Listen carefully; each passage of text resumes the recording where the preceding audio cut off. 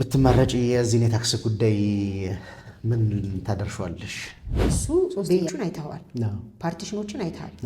እኔ ደንበኞቼ ከመላቸው አሰባስቤ ከ5 ሚሊዮን ምናምን በላይ እኔ ነው ያገዝኳቸው ነው። ስለዚህ የመጀመሪያው ስራ የሚሆነው እንደ ቤተሰብ ተያይዘን ተመካክረን ችግሮቻችንን ለቅመን ማውጣት ነው። እኔ አቀልሃለሁ ብዬ ልመራው አልችልም። ይሄን አንዱ ዓላማዬ እንደውም እድሉም ስላለኝ ከቻይና ጋር ያለንን ኤክስፖዠር ማሰናሰል፣ የእነሱ ማህበር እዚህ አምጥቶ የሙያ ተሞክሯቸውን እንዲያደርሱ ማለች የእኛን እዛ ልቅ ሎየሮች ልክ እንደነ ካናዳ፣ ልክ እንደነ አውስትራሊያ፣ ልክ እንደነ ብሪቲሽ፣ ልክ እንደነ ጀርመን የህግ ሜዳ ሆና የህግ ባለሙያዎቿ በዓለም መድረክ የሚሸጡላት ከመሆንም አልፋ እሷ ከውጭ የምትገዛበት ዘመን አፍሪካም ከውጭ የምትገዛበት ዘመን የሚያከትም እንዲሆን አድርገን መስራት እንችላለን የሚል እምነት ይዤን የተነሳ ነው። እንተገብረዋለን። ጤና ይስጥልን ወይዘሮ መሰረት፣ እንኳን ደህና መጣሽ። እንኳን ደህና ቆይህ። አንቺ ብዬ ልቀጥል አይደል? ደስ ይለኛል። እሺ፣ አመሰግናለሁ። ክቡራን ተመልካቾቻችንና አድማጮቻችን የጠበቆች ማህበርን በተመለከተ የፕሬዝዳንሻል ውድድር እየተደረገ ነው። ዛሬ ከወይዘሮ መሰረት ጋራ የፕሬዝዳንሻል ካንዲዴት ከሆኑት ከእጩ ከሆኑት አንዷን ይዘልናችሁ ቀርቧል። 5 ናችሁ መሰለኝ አይደለ? ከ5ቱ አንዷ እሳቸው ናቸው። የምርጫ ሂደቱን በተመለከተ ስለ ግላቸው ስለ ፐርሰናል ህይወታቸውም የተወሰነ ነገር ያወሩናል። ብንመርጣቸውስ ምን ያሳኩልናል፣ ምን ይዘውልን ይመጣሉ ለጠበቃው የሚለውንም ነገር በዛው በዲቴል ሰፋ አድርገን ለማውራት እንሞክራለን። ከዚህ በፊት ለሁሉም ጥሪ አቅርበናል። ዲክሌር ለማድረግ 5ቱንም ካንዲዴቶች ጠርተናል። ከዚህ በፊት 1-2ቱን ቀርጸናል። የእርሶ ቀጣይ ነው የሚሆነው ማለት ነው። ስለዚህ ለሁሉም እድል መስጠታችንን ዲክሌር ለማድረግ ነው። እሺ፣ ወደ መጀመሪያው ጥያቄ ልሂድ። ስለ ራስዎት እስቲ ከትውልዶት ጀምሮ ስለ እድገቶት፣ ስለተማሩባቸው መንገዶች የተወሰነ ነገር ቢነግሩን። እሺ፣ እኔ እንግዲህ መሰረት ስዩም እባላለሁ። ያው ዳኒም ስላነሳው መድገም አይጠበቅብኝም። የተወለድኩት በሰላሌ ፍቼ ከተማ ነው። ኦኬ። እና ቤተሰቦቼ ነጋዴዎች ናቸው። ኦኬ። መርካቶም ክፍለ ሀገርም ንግዶች ነበሯቸው። በተለያዩ ንግዶች ላይ ተሰማርተው ይሰሩ ነበር። የቡና ጅምላ፣ ህንፃ መሳሪያ፣ የጽህፈት መሳሪያ፣ የሱፐርማርኬት የሸቀጥ ስራዎችን ጭምር ይሰሩ ነበር። ስለዚህ እንግዲህ እኔ ተወልጄ ያደኩት እዛ ነው ማለት ነው። እናም አያቶቼም ነጋዴዎች ናቸው። ኦኬ። እዚህም ደግሞ አጎቶቼም ነጋዴዎች ናቸው። አባቴ እናቴን ከዚህ ነው አግብቶ የወሰዳት። ያደኩት እዛ ቤት ውስጥ ነው ማለት ነው። ስለዚህ እንግዲህ ሳድግ ስማር ከትምህርት ውጪ ቤት ውስጥ እኛ ጋር ስናድግ በጣም ብዙ ነፃነት ነበረን። ቤት ውስጥ ከግቢ ውስጥ መውጣት አይቻልም። ማለቴ ደጅ ላይ ብዙ እንደ ልብ መሆን አይፈቀድም። በጣም ኮንሰርቫቲቭ የሆነ ባህሪ ነበር ቤት ውስጥ። ግን ደግሞ በጣም ብዙ ፍቅር ነበር ቤት ውስጥ። ማለት በሁለቱም መካከል ደስ የሚል ፍቅርና መናበብ ነበር። ለእኛም ደግሞ በጣም ኤክሰስ የሆነ ፍቅር ተሰጥቶኝ ነው ያደግኩት ለማለት ይችላል። ብዙም ነን፣ 8 ነን። 2 ሴቶች ነው፣ 6 ሴቶች፣ 2 ወንዶች ነን። እና አባቴ በጣም በቃ ዲሞክራት ነው። በጣም የፍቅር ሰው ነው። በጣም ሞደርን ነው። በጣም ዲሞክራት ነው እና በጣም ደስ የሚል ባህሪ ያለው ሰው ነው። እናቴም ደግሞ እንዲሁ የፍቅር ሰው፣ ደግ ናት እንደዚህ። እና ምንም ክፉ ነገር ሳላቅ ነው ያደግኩት ለማለት እችላለሁ። እና ግቢ ውስጥ ማንንም ሰው ጠርተን ማምጣት እንችላለን። ማንንም ሰው በጣም ነፃነቱ ነበረ። ግን ከግቢ ውጭ ያልተገባ ቦታ መሄድ ግን አይፈቀድም ነበር። የፈለግነውን ነገር ግቢ ውስጥ ስለሚፈቀድልን ትልቅ ግቢም ስለነበር የነበርንበት እንደዛ ነው። ከዛ በቃ ነብስ ካወቅኩበት በኋላ ነብስ ካወቅኩ ጀምሮ ልበለው ከ7ኛ ክፍል ጀምሮ ከትምህርት ሰዓት ውጪ ከኤሌመንተሪ አጸደ ህጻናት ወይ ምናምን ኤሌመንተሪ ፍቼ ቁጥር 1 የሚባል ትምህርት ቤት ነው የተማርኩት። ኦኬ። ሃይ ስኩል ፍቼ ሃይ ስኩል የሚባል ትምህርት ቤት ነው የተማርኩት። ኦኬ። እና ያው እኔ በነበርኩበት ጊዜ አካባቢው በጣም ደስ የሚል አሁንም በጣም ብዙ ሰዎች የወጡበት ነው። ባይዘወይ ትልልቅ ሰዎች እነ ሚሊዮንን የመሳሰሉ ሰዎች። ኦኬ። ሚሊዮን አሰፋ፣ እሺ፣ ሌላም በጣም ትልልቅ ቦታ ላይ ያሉ አሁን የምታያቸው ሰዎች ያሉበት ሁሉም አይነት ሰው የሚኖርበት፣ ሁሉም አይነት ብሔር የሚኖርበት፣ ሁሉም ሰው ተቀላቅሎ የሚኖርበት አካባቢው ላይ ራሱ ማለቴ ፍቅር አንዱ መገለጫው ነው ብዬ የማስበው አካባቢ ነው። እስካሁን አእምሮዬ ውስጥ መኖር እንደሱ ነው ብዬ እስካስብ ድረስ የሰው ማንነት በጣም በዛ መንገድ የሚገርመኝ ነበር ማለት ነው። ግን በብዛት ታሪክ ላውራልህ ካልኩ የአንድ ቤት ታሪክ ነው ማውራልህ፣ ምክንያቱም ሁሉም ነገር የሚከናወነው ግቢ ውስጥ ስለነበረ ማለት ነው። ስለዚህ እንደዛ ነው ያደግኩት። ፍቼ ቁጥር 1 ነው የተማርኩት። ከዛ በኋላ ሃይስኩል ደግሞ ፍቼ ሃይስኩል ነው የተማርኩት። ከዛ ደግሞ ስጨርስ ደግሞ መጥቼ እዚህ አዲስ አበባ ትምህርት ቤት ነው የተማርኩት። ከዛ ደግሞ ትንሽ ከሰራው በኋላ ተቀጥሬ ሰራው። ምን አይነት ተማሪ ነበርሽ? ኤሌመንተሪ፣ ሃይ ስኩል? ጎበዝ ተማሪ ነበርኩ። ባይዘው እኔና እህቴ በከለራችን በጣም ቀይና ድምቅ ያለን ነበር። እሷ ደግሞ በጣም ከኔ ትቀላለች እና ሳድግም ቻይና እየተባልኩ ነው ያደግኩት። በነገራችን በግጥምጥሞሽም ስራ የምሰራው ከብዙ ቻይኖች ጋር እና አባቴ እንደነገርኩ በጣም ሞደርን አይነት ነው። ትንሽም ነገር አድርገን ደመቅ የማድረግ ልማድ አለው። ትምህርት ቤት ለምሳሌ የሆነ ውጤት አድርገን ስትመጣ ወንድ ተኩል እንደሱ ባይለኝ ደስ ይለኝ ነበር ሴት ብባል፣ ግን ወንድ ብቻ ሳይሆን ተኩልም ጨምሮ ነበር አፕሪሺየት የሚያደርገን ወንድ ተኩል ምናምን። ከዛ እሱን ደስተኛ ማድረግ ራሱ የሆነ በቃ ነገር እንዳለው አስብ ስለነበር ፉክክሩ ምናምን ጥሩ ተማሪ ነበርን ማለት ነው። ስለዚህ በዛ መንገድ ነው። ክረምቶችን ደግሞ ብዙ ትምህርቶችን የመማር ግዴታዎች ነበሩበት እንደ ግዴታ እና ግን ከሚያስቀኝ ነገር ደግሞ አንዱ መማር ብቻ ሳይሆን ፊታቸው ነጫጭባ ሆነ የተባለ ቢ ኮምፕሌክስ የመወጋት ሁሉ ግዴታ ነበረብን ማለት ነው። ቫይታሚን ቢ ኮምፕሌክስ ተወጋ እሱ ካለብን እየወሰደ ጫጫ ስለነበር ለምንድን ነው እነዚህ የሚያፍሩት ፊታቸው ነጭ ሆነ እያለ እየሰበሰበ እንደዛ አደረገን ነበር እና በተራ ተራ ገብተን እሱ ቶሎ ይመላለስ ነበር ንግዱን ሁለቱንም ለማሳለጥ እዚህ እና እዛ ብዙ ነን አልኩ። ቤት ውስጥ ለሁለት እንከፈላለን በግሩፕ ተከፍለን ነው ቲያትር ቤት ወንድ እንዳያሳያቸው ልጆች ሴት ስለሆኑ ይባል ነበር ቤት ውስጥ። ዋናውም ሁሉም እንደዛ ነበር። ፍቼ ዛኔ እያመጣን ነው አዲስ አበባ ቅርብ ነው ፍቼ አይደለ? እሱ በቀን ነው የሚመላለሰው። የመርካቶ ሰው ብትጠይቀው ሁሉም ሰው ያውቀዋል። ስለዚህ እንደዛ ነበር። ባህሪውም ለየት ያለ ነው። በቃ ወጣ ያለ ባህሪ ነው ያለው። ስለዚህ እንደዛ ነው ያደግነው ማለት ነው። ያንን ይዘህ ነው የምታድገው። ደግሞ ያንን ይዘህ ነው የምታድገው። እኔ በብዛት የሱ ባህሪዎች ተጋብተውብኛል ለማለት እችላለሁ። ከዛ በኋላ እንግዲህ ጨረስኩ። ከዛ በኋላ ስጨርስ ትምህርት ቤት ስጨርስ ባይዘዌ የማትሪክ ውጤት የሚጠበቀውን ያህል አልነበረም የመጣልኝ። ስለዚህ የህግ ትምህርት ቤት ዲፕሎማ ነው መጀመሪያ የተማርኩት በነገራችን ላይ። ከዛ በኋላ ነው ዲግሪ የተማርኩት። ከዛ በኋላ ነው ኢንተርናሽናል ቢዝነስ አድሚኒስትሬሽን የተማርኩት።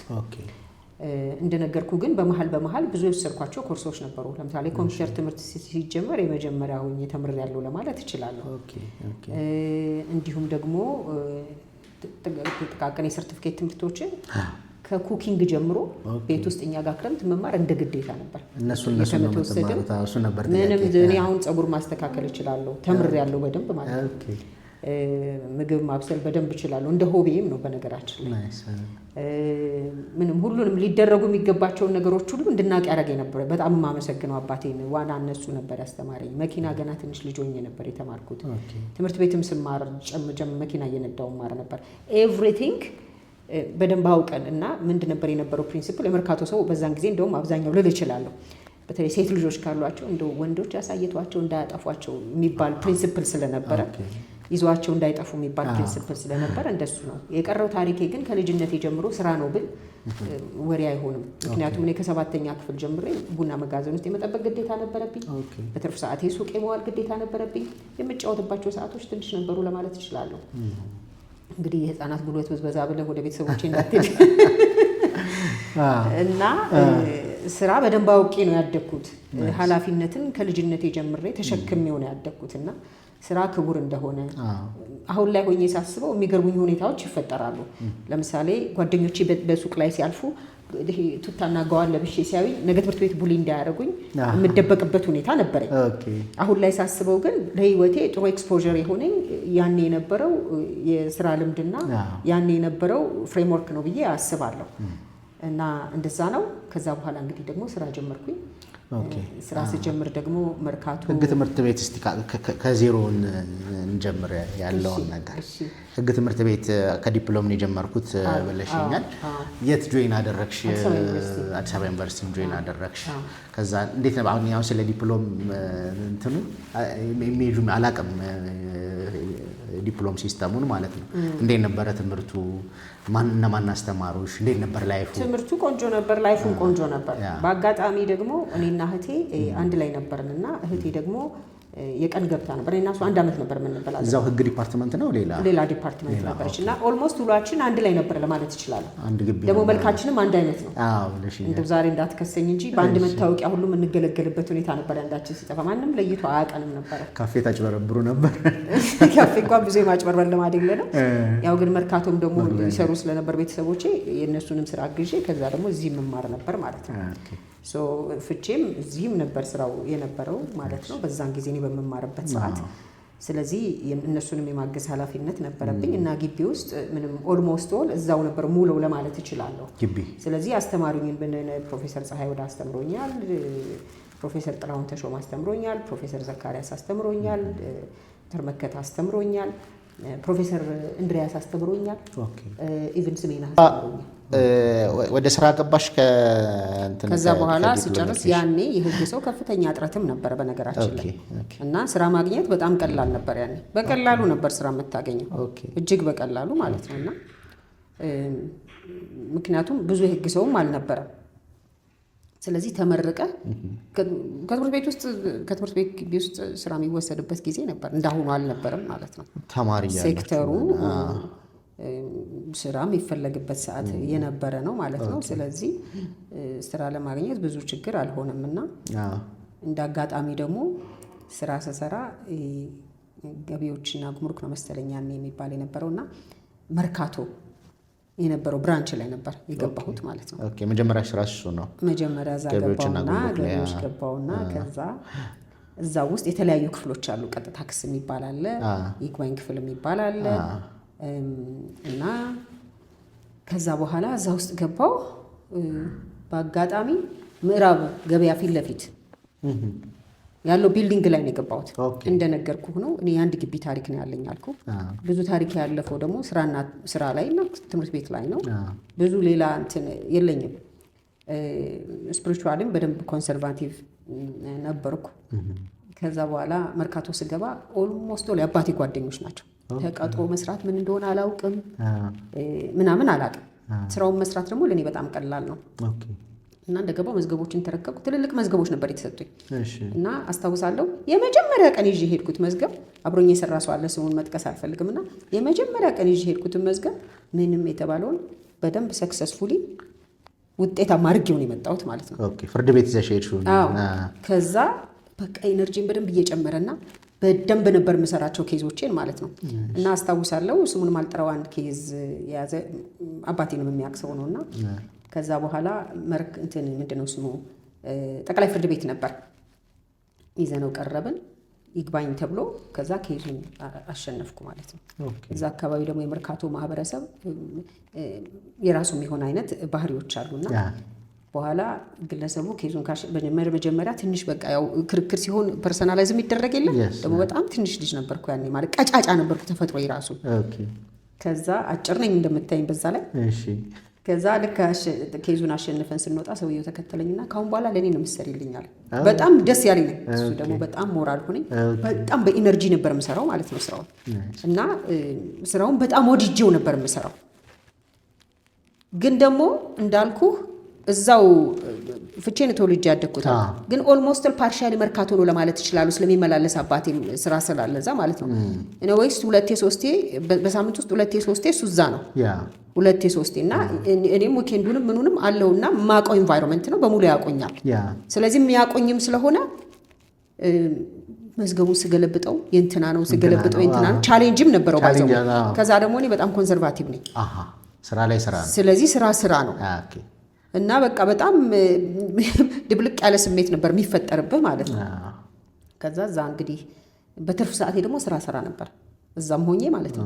በትርፍ ሰዓቴ ስራ ነው አይደለም፣ በትርፍ ሰዓቴ ለነጋዴዎች ጨረታ መሙላት፣ ዶክሜንታቸውን ማደራጀት፣ ዶክሜንታቸው ማለት ለጨረታ የሚሆን ዶክሜንታቸውን ያው እዛም ደግሞ ልጅም ሆኜ ሰራ ስለነበረ ትምህርት ቤት እዛም ሆኜ ደግሞ አባቴ እንድንረዳው ስንል የሂሳብ ስራዎችን ትናንሽ ሰርተፊኬቶችን ምናምን ያስተምረን ነበር ማለት ነው። ስለዚህ እነሱን ማገዝ እንዴት ኦርጋናይዝ አድርገው እንደሚሰሩ ምናምን ከኛ ሙያ ጋር ያልተያያዘው ማለት ነውና እሱን ሰራ ነበር። እና በአጋጣሚ ደግሞ እዛ ይግባኝ ክፍል የሚባል ክፍል ከቀጥታ ክስ ወደ ይግባኝ ክፍል ከዛ እዛ ደግሞ አለቃዬ የነበረ ሰው ነበር። በጣም ጥሩ ሰው ነው። ባይዘዌ ሐሰን ይባላል። በጣም ስነ ምግባር ያለው ሰው ነው። ከዛ በቃ 2 ዓመት ድፍን ብሎ 2 ዓመት ሲሞላ ወጣው። 2 ዓመት ሰራሽና ወጣው በቃ ሊትራሊ። ከዛ ትምህርቱ ቀጠለ ወይስ ትምህርቱን ቀጠል? ትምህርቱን የተለያዩ ነገሮችን ብዙ የተማርኳቸው አሉ። እንዲሁ ሰርቲፊኬት የምታዳብርበት ማዕት ነገር ማለት ነው። ደጅም ስትሄድ የ15 ቀን ኮርሶች የምትመማራቸው ብዙ አሉ። አሜሪካንም በተከታታይ እየሄድኩ የተማርኳቸው ብዙ ኮርሶች አሉ። ነበሩሽ መሀል ላይ ወደ ውጭ የሚሄድ እድሉ ነበረኝ ከበፊቱም። ማለትም ልጅም ሆኜ ነው ነገሮች የተፈጠሩት ማለት ነው። ከቻይና ነው ለመጀመሪያ የሄድኩት፣ ቻይና ነው ያኔ የመጀመሪያው። ከዛ በኋላ ዱባይ፣ ከዛ በኋላ አሜሪካ፣ ከዛ በኋላ ፈረንሳይ። በስራ አጋጣሚ ነው የመጀመሪያው። ያው የእነ አባቴ ንግድ ስላለ እንግዲህ ከነሱ ጋር ነው ቻይና ለመጀመሪያ ጊዜ ሄድኩት። የትሬድ ፌሩን ነው። ከዛ በኋላ ደግሞ ነጋዴዎችን ተሰብስበው ጉዞ የሄዱበት ኮንዲሽን ነበረ። ያኔም እንደዚሁ ተሳታፊ ሆኜ ሄጃለሁ። ከዛ በኋላ ግን ለኮርስም ለስራም ምክንያቱም እንደነገርኩ ግራጁዌት አደረኩ። ከዛ ስራ ገባሁ አልኩ። ከዛ በኋላ የተወሰነ ሰርቼ እንትን አደረኩ አልኩ። ወደ ስራው ገባሁ፣ ወደ ግል ስራው። ወደ ግል ስራው ስገባ አለቃዬ ባለ ሳልጨርስልህ ነው ወደ ሌላ የገባሁት። ከዛ እሱም መልቀቅ ይፈልግ ነበረ። እንሰራሽ ከዛ ወደ ግል ስራ ነው የገባሽው ከገቢዎች በኋላ? ኖ የተወሰነ የሰራሁባቸው ቦታዎች አሉ። ከዛ እንትን ጥቂት ቦታ የሰራሁባቸው ቦታዎች አሉ። አጫጭር ጊዜ ስለሆነ ነውና እነሱን የሰራሁባቸው ቦታዎች እንደተጠበቁ ሆነው ከገቢዎችም ጋር ከመያያዙ በፊት ማለት ነው። ከዛ እነሱ እንደተጠበቁ ሆነው ከሱ ጋር ወጣንና እሱ ወጣ፣ እኔም በአጋጣሚ ወጣው። ከዛ በኋላ ልደታ ላይ ትንሽ ቢሮ ተከራየን ማለት ነው። ስራውን ለመስራት ትንሽ ቢሮ ተከራየን፣ በጋራ አብረን መስራት ጀመርን። ትንሽ አብረን ከሰራን በኋላ ደግሞ ቢሮ በጋራ ማለት ነው። ቢሮውን በጋራ አድርገን ቢሮውን በጋራ ስራው ምንድነው የሰራው የነበረው? የጥብቅና ስራ። ላይሰንስ አወጣሽ?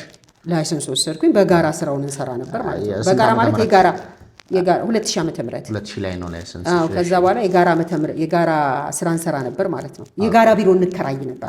ላይሰንሳችን የየራሳችን ሆኖ ማለት ነው። ሁሉም አሁን እንደምናደርገው አሁን እንደምናደርገው ማለት ነው። ከዛ የተወሰነ ጊዜ ሰራንና ደግሞ ፊት ለፊት እሱ ኑር ህንፃ ላይ እኔ እዛኛው ላይ ሆነ ብዙ ሰራን። እሱ ከኔ የተሻለ በደንብ ኤክስፒሪየንስ ነበረው፣ እንዴት ክላይንቱን ማኔጅ እንደሚያደርግ እንዲህና በደንብ የእሱንም ኤክስፖዠር ሰጥቶኛል ለማለት እችላለሁ። ግን እኔም ስራ ላይ ያደግኩ ስለሆንኩ ደግሞ ሲኒየርሽ ነበር?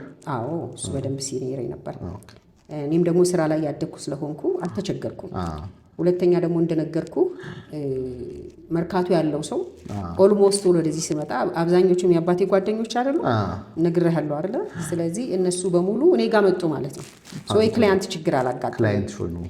ሶ መርካቶ ላይ የመልሶ ማልማት ስራ ኦልሞስት እኔ ሰርቻለሁ ለማለት እችላለሁ።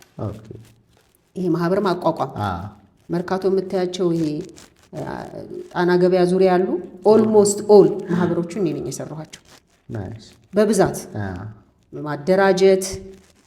ከዛ በኋላ ካደራጁባቸው በኋላ ስብሰባዎቻቸውን መምራት፣ ቃለ ጉባኤዎቻቸውን ማጸደቅ፣ በመካከላቸው ያሉትን ችግሮች በመካከላቸው ሆኖ መፍታት፣ ኢቭን በመካከላቸው ግጭቶች ሲፈጠሩ ማሸማገሉን ጭምር መምራቱን ከዛ ነው የጀመርኩት ማለት እችላለሁ። በዛ ላይ ደግሞ የምትመራው በጣም ኤክስፒሪየንስድ የሆነ ነጋዴ ነው። ንግድ ባይትሰልፍ it's just not only simple gift በደንብ አይኪው ይፈልጋል። ምክንያቱም it's science አይደል እንዴ? it's an art እኮ አርቱን መስራት አለበት። እንዴት እንደምታተርፍ፣ እንዴት የሰው አእምሮ ውስጥ እንደምትገባ፣ እንዴት ነግደህ ትርፍ እንደምታመጣ፣ ያተረፍከውን ነገር ደግሞ እንዴት እንደምታሳድገው፣ የትኛው ነገር እንደሚያተርፍህ የምትመርጥበት አይኖች፣ ስለ ስራ ነገ ከነገ ወዲያ ሊመጣ የሚችለውን ነገር የምትመዝንበት ጆሮዎች፣ ደንበኛህን ትሪት የምታደርግበት አንደበቶች ያስፈልጉሃል በደንብ አይደል? ስለዚህ እነሱ ስለነበሩ እነሱ ውስጥ ደግሞ እነሱን በማደራጀትና በማገዝ ከነሱ ያገኘሁት ኤክስፖዠር ደግሞ በደንብ የበለጠ ውስጥ ያለውን ነገር አሳደገው። ሁለተኛ ፕራክቲካሊ ንግዱንም አውቄው ስለሆነ ያደግኩት በልጅነቴ ያኔ አገር ውስጥ ገቢ የሚባለው ቦታ ላይ ላክ ነበረ። የነጋዴዎች ማህበር ውስጥ ስብሰባ አሳተፍ ነበረ። አባቴ እሱ ወደ ስራ ሲሄድ እኔ ታላቅ ወንድሜ አለ ከሱ ይልቅ ግን እኔን ይወክለኝ ነበረ በኃላፊነት 18 ዓመትም ሳይሞላኝ ማለት ነው። አጭበርባሪ ብልህ እንዳትከሰው እንጂ መታወቂያ ራሱ ሲያወጣልኝ በሱ ነው የምቆጠረው። መታወቂያ ራሱ ሲያወጣልኝ 18 ዓመት ሳይሞላኝ የቡና ንግድ ጅምላ በስም ያወጣበት ኮንዲሽን ነበር። ያኔ ነጋዴዎች ያደረጉት ስለነበረ ማለት ነው። ግን ያው ሪስፖንሲቢሊቲውን ተወስዳለሽ ጊፍተር ናት በሚል ነው። አዎ እና እሱ ነገር በደንብ ኤክስፖዠር ሆኖኛል ለኔ ከልጅነቴ ጀምሮ ማለት ነው። ኃላፊነት ማለት ምን ማለት እንደሆነ፣ ሰው ማክበር ማለት ምን ማለት እንደሆነ፣ ስራ መስራት ማለት ምን ማለት እንደሆነ እንዳቃርጎኛል። እናም ደግሞ ስብሰባ ሲሄድ እሺ አሁን ነገ ይሄ ሊነሳ ይችላል እንዴት ነው የምትይው ይለኝ ነበር ማለት ነው። እና አሁን በጣም ተረጋግቼ ነው የማወራው። በጣም ፈጣን ነበርኩ። ለዚህ ነው ቡና ሀሎ ሸሸው። ስለዚህ ሳውራ ትቱ ብዬ ነበር የማወራውና ተረጋጊ ቁጭ በይና እንደገና ድገሚ ረጋ ብለሽ ድገሚ ይለኝ ነበር። እንደገና እንቅልፌ ሁሉ ይመጣል። አሁን ፈጥነሻል እንደገና አረጋ ብለሽ ድገሚ። ማውራትንም አስለምዶኛል ብዬ አስባለሁ። እሱ ሚስ ሪፕሬዘንት እንዳላረገው ችኮላ የሆነ ነገር እንዳያመጣ እኔን ቅርጽ ለማስያዝ ለራሱ ፐርፐዝ ሲል ያረገው ነገር ዛሬ እኔን ግን በደንብ የሆነ ቅርጽ ያለው ሰው እንደሆነ ረድቶኛል ብዬ አስባለሁ። አሁን ላይ ሆነን ስለ ስፒች ስናስብ ስለ ቦዲ ላንጉጅ፣ ስለ ቶን፣ ስለምንጠቀማቸው ቃላቶች፣ ስለ ፋይሻል ኤክስፕሬሽን የምናወራቸው ነገሮች አሉ አይደል? እነሱን ካልቸሪ ከሱ ወስጃቸዋለሁ ብል ውሸታም አልሆንም ማለት ነው። ስለዚህ እነዛም ጠቅሞኝ ስለነበረ የመርካቶን ሰው ስራ ለመስራት ምንም አልተቸገርኩም።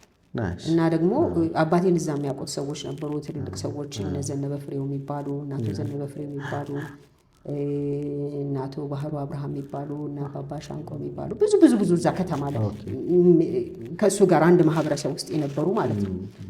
ስለዚህ እነሱም የእሱም ልጅ መሆኔ ጭምር ደግሞ እነሱ በደንብ እኔን ሜንቶር እንዲያደርጉኝ እድሉን እንዲሰጡኝ ስህተቶቼን እንዲቋቋማቸው ወደ ተሻለ ነገር እንዲሄድ እንዲያግዙኝ ረድቶኛል። የኔም ጉብዝና ብቻ አይደለም ለማለት ፈልጌ ነው።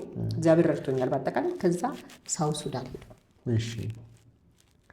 ሳውዝ ሱዳን የሄድኩት እዛው ቢሮዬ ውስጥ ኢትዮጵያኖች ገና ኢንዲፔንደንሲያቸው 1 ዓመት ከምናምን 2 ዓመት ሲቀረው 1 ዓመት አካባቢ ሲቀረው ኢንዲፔንደንሲያቸው የተወሰነ ሳውዝ ሱዳን ተብላ ከመመስረቷ በፊት ማለት ነው። ልክ ልትመሰረት ስትል ማለት ነው። እሺ በምን አጋጣሚ ልነግርህ ነው እኮ አትቸኩላ። ካልቸኳል ካልናገርም ያመጣል። ከዛ ሳውዝ ሱዳን ኢትዮጵያኖች ገና እየገቡ ስራ ይሰሩ ማለት በቃ ከኢንዲፔንደንሲ በፊት ኦልሞስት ባይ ዲፎልት ኢንዲፔንደንሲ የሚመስል ነገር ነበረ። ሳውዞቹ ወጥተው ስለነበረ ኖርዞቹ ነበሩ የያዙት ማለት ነው። እና ለኢንዲፔንደንሲ ዝግጅት ነበረ። ያው የመንግስት ቅርጽ የሚመስል ነገርም ነበረው። ፕሬዚደንት ጆን ጋራንግ ከመሞቱም በፊት ከሞቱም በኋላ ያለውን ነገር አድርገው ብቻ የትራንዚሽን ፔሪየድ ነገር ነበራቸው ማለት ነው። ያኔ ጥቂት ኢትዮጵያውያኖች ገብተው ስራ መስራት ጀምረው ነበር። እና አንዲት ሴት እዛ ኮንትራት ለመፈራረም ፈልጋ ኮሜርሻል ኮዱ ላይ እንደው ብቃት ያለው ሰው የሚል ነገር ስትፈልግ አንድ እኔን የሚያውቅ ወዳጅ እሷ ጋር ብትሄጂ ነው የሚሻለው። አንደኛ በቃ የመርካቶ ሰውን ስራ ጠቅላላ የምትሰራው እሷ ነች። ነጋዴ ቤት አድጋለች። የንግድ ህጉንም በደንብ ነው የምታውቀው። ስራም ላይ ታውቀዋለች በተግባር ኤንድ ደግሞ በዛም ታውቀዋለች አለ ማለት ነው። ከዛ እሷ ወሰደችኝ፣ መጣች እኔ ጋር አየሁላት። ከዛ በኋላ አስረዳኋት፣ ያለውን ነገር አስረዳኋት። እዛ አካባቢ ያለውንም ህግ አጋጣሚ በስራ አጋጣሚ በአንድ ግጥምጥሞሽ የማውቀው ሰው እሱም ሄዶ ስለነበረ እዛ አንድ ሎየር አገናኘኝ። ከዛ ከሎየሩ ጋራ እየተናበብን ሰራሁላት።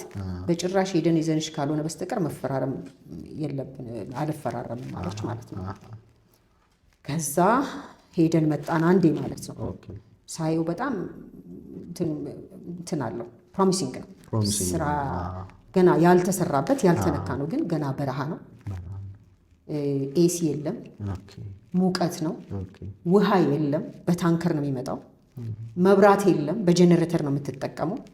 ፒውርሊ በረሃ ነው፣ ገና ነው። ግን ሰው ደግሞ በጣም ምስኪን ነው፣ በጣም ዲስፕሊንድ ነው፣ ኢኖሰንት ነው ገና እና ጎጆ ውድቅ ያለ ጎጆ ቤት ውስጥ እየኖረ ሀምር የሚነዳ ነው። ፋይናንሻል አቅማቸው ትልቅ ነው። ሪሶርሱ አለ። የህዝቡ ቁጥር ትንሽ ነው። ነፃነቱን አግኝተዋል። ይህ በቃ ይሄ እኛ በቃ እንደው መንግስተ ሰማያት ምንገባ ልንኖር እንችላለን ብለን የምናስበው ሰላሙን ማለት ነው፣ ኢንቫይሮንመንቱን አይደለም አይነት ነው የሚኖሩት። ግን ኢንቫይሮንመንቱ ደግሞ ገና ነው። ገና በቃ ምድረ በዳ ነው። ወባው አለ፣ ምን አለ ሳይ ደግሞ ዩኤኑ፣ አውሮፓው፣ አሜሪካው ጠቅላላ ኤምባሲው። ያኔ ደግሞ እኛ እዚህ ኤንጂዎችን ዘግተን ነበረ። ኬንያ የነበሩ ኤንጂዎች ወደዛ ፈልሰው አካባቢ ላይ የሚተራመሰው በጣም ብዙ ነው። እንደነገርኩ ንግድ ላይ አድርጊያለሁ። ስለዚህ በነጋዴ አይናየሁት። ከዚህ ጨለማ ባሻገር ተስፋ አለ ብዬ አመንኩ። የዩኤኑ አምባሳደር ጭምር እዛ ይቀመጥ ነበር ማለት ነው። እዛ ሰው በቃ ደር ሳምቲንግ አልኩና አሰብኩ ማለት ነው። ከዛ ስንመለስ አውሮፕላን ውስጥ ከአንድ ቻይና ጋር ተገናኘ። አብረን ተቀምጠን መጣን ማለት ነው። ከዛ አውራ እንደዚህ እኛ እዛ ቢሮ አለን እንደዚህ ነው እንደዚህ አወራ። ነገርኩት እኔ ሙያ ምናምን ስነግረው በቃ ባለሙያ እንፈልጋለን አለኝ። ከዛ ያሉትን ነገሮች ነገረኝ። ኦኬ እንደሱ ከሆነ እኔም ሄጄ እዛ ፓርትነር ሳይን አድርጌ ልሰራልህ እችላለሁ አልኩት። ከዛ በዚህ ተነጋግረን ለነሱ ልሰራ ወደዛ እየሄድኩ አውሮፕላን ውስጥ በድጋሚ ሌላ ሰው አገኘሁ። ያገኘሁት ሰው ደግሞ የአንድ የፈረንሳይ ኖርዝ ካምፓኒ ነው እና ኤሮስካን ነው የሚሰሩት። እና ኖርዝ እና ሳውዝ ሲለያዩ ዳታቤዙን ይዘውት የሄዱት ሳውዞቹ ናቸው። ኖርዞቹ ኦፕሽናል ዳታቤዝ አልነበራቸውም እና እነሱ ደግሞ ኦፕሽናል ዳታቤዙን መስራት ይፈልጉ ነበረ እና አክሰሱን እንዳላገኘና ትንሽ እንደተቸገረ ግን ሊሰራው እንደሚፈልገው ነገረኝ ማለት ነው። እኔ እሰራዋለሁ አልኩት። 3 ሄድኩት ነገርኩ። 2 ሄድኩት። እኔ እሰራዋለሁ አልኩኝ። እንዴት ትሰሪዋለሽ አልኩኝ። ለሚትራይ ከዛ እንዳልኩ ከሎየር ጋር ኮሚኒኬት አድርጌያለሁ ብያለሁ። ሻዲያ ትባላለች፣ ማዳም ሻዲያ ትባላለች። ሻዲያ ሙባረክ ትባላለች። አሁንም በጣም ጥሩ ወዳጄ ነች።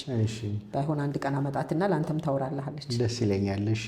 ከዛ ትልቅ ሴት ናት። እሺ። ደግሞ በደንብ ሜንቶር አድርጋኛለች። ኦኬ። እሷ ደግሞ የሳውት ሱዳን ናት፣ ግን የምትኖረው ኖርዝ ነው። ክልስ ናት በሁለቱ መካከል ግን የዛ ነበረች። በቃ ወደዚህ ተጠቃለለች። እኛ ጋር ኤርትራዊ ኢትዮጵያ እንደተባለው ማለት ነው። ከዛ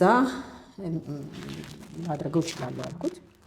ከዛ መጀመሪያ የቻይናውን ነግሬሃለሁ፣ ይሄኛውን ነግሬሃለሁ። ሁለት እድል ወደ እኔ መጣ ማለት ነው።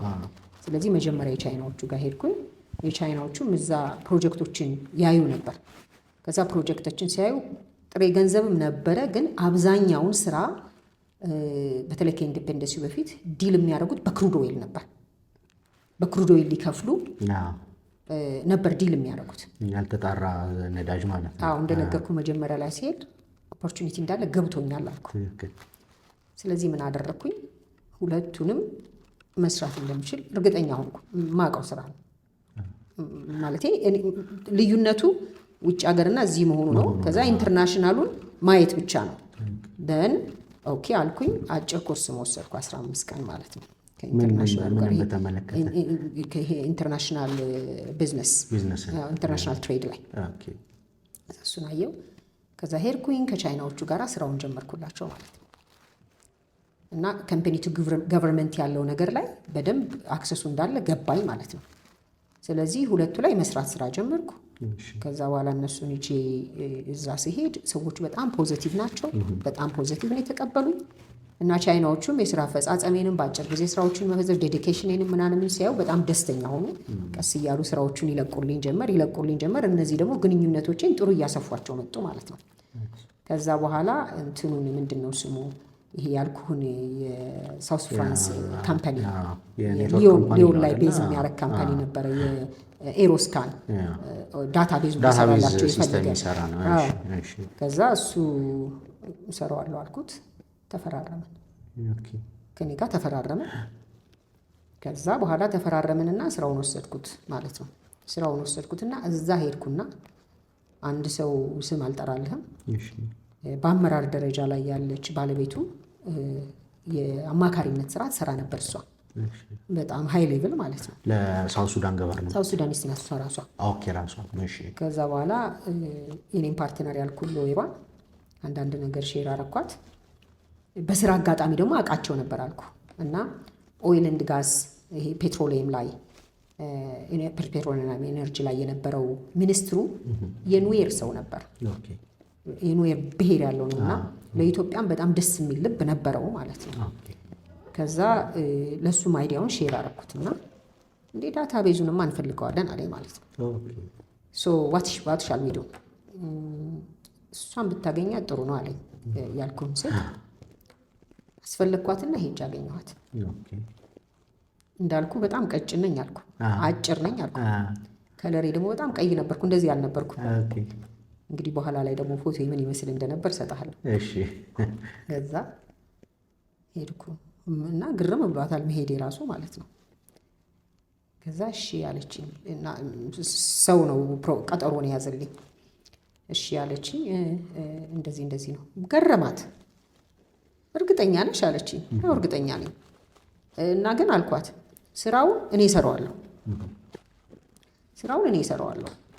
ምንም የህጉንም ፓርት ሁሉንም እኔ እሰራዋለሁ። ውሉን አንቺ ተፈራረሚ፣ ክፍያውንም ሙሉን አንቺ ውሰጂው። እኔ የምፈልገው ኤክስፖዠሩን ነው። እኔ የምፈልገው ኤክስፖዠሩን ብቻ ነው። ምክንያቱም አንድ ፋብሪካ ሲከፍት ሰው ፋብሪካን ከባድ የሚያሰኘው ፋብሪካ መክፈቱ አይደለም፣ ማሽኑ፣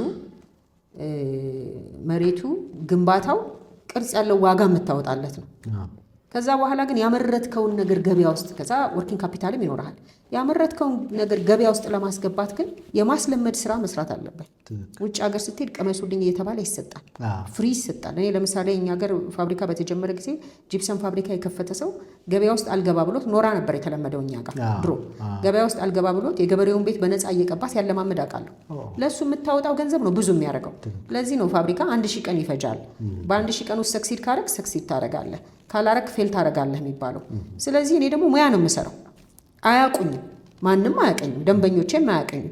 ስለዚህ ልክ ፋብሪካ የማስቀመስ ስራ እንደሚሰራው እኔ ደግሞ ራሴን የማስቀመስ ስራ መስራት አለብኝ።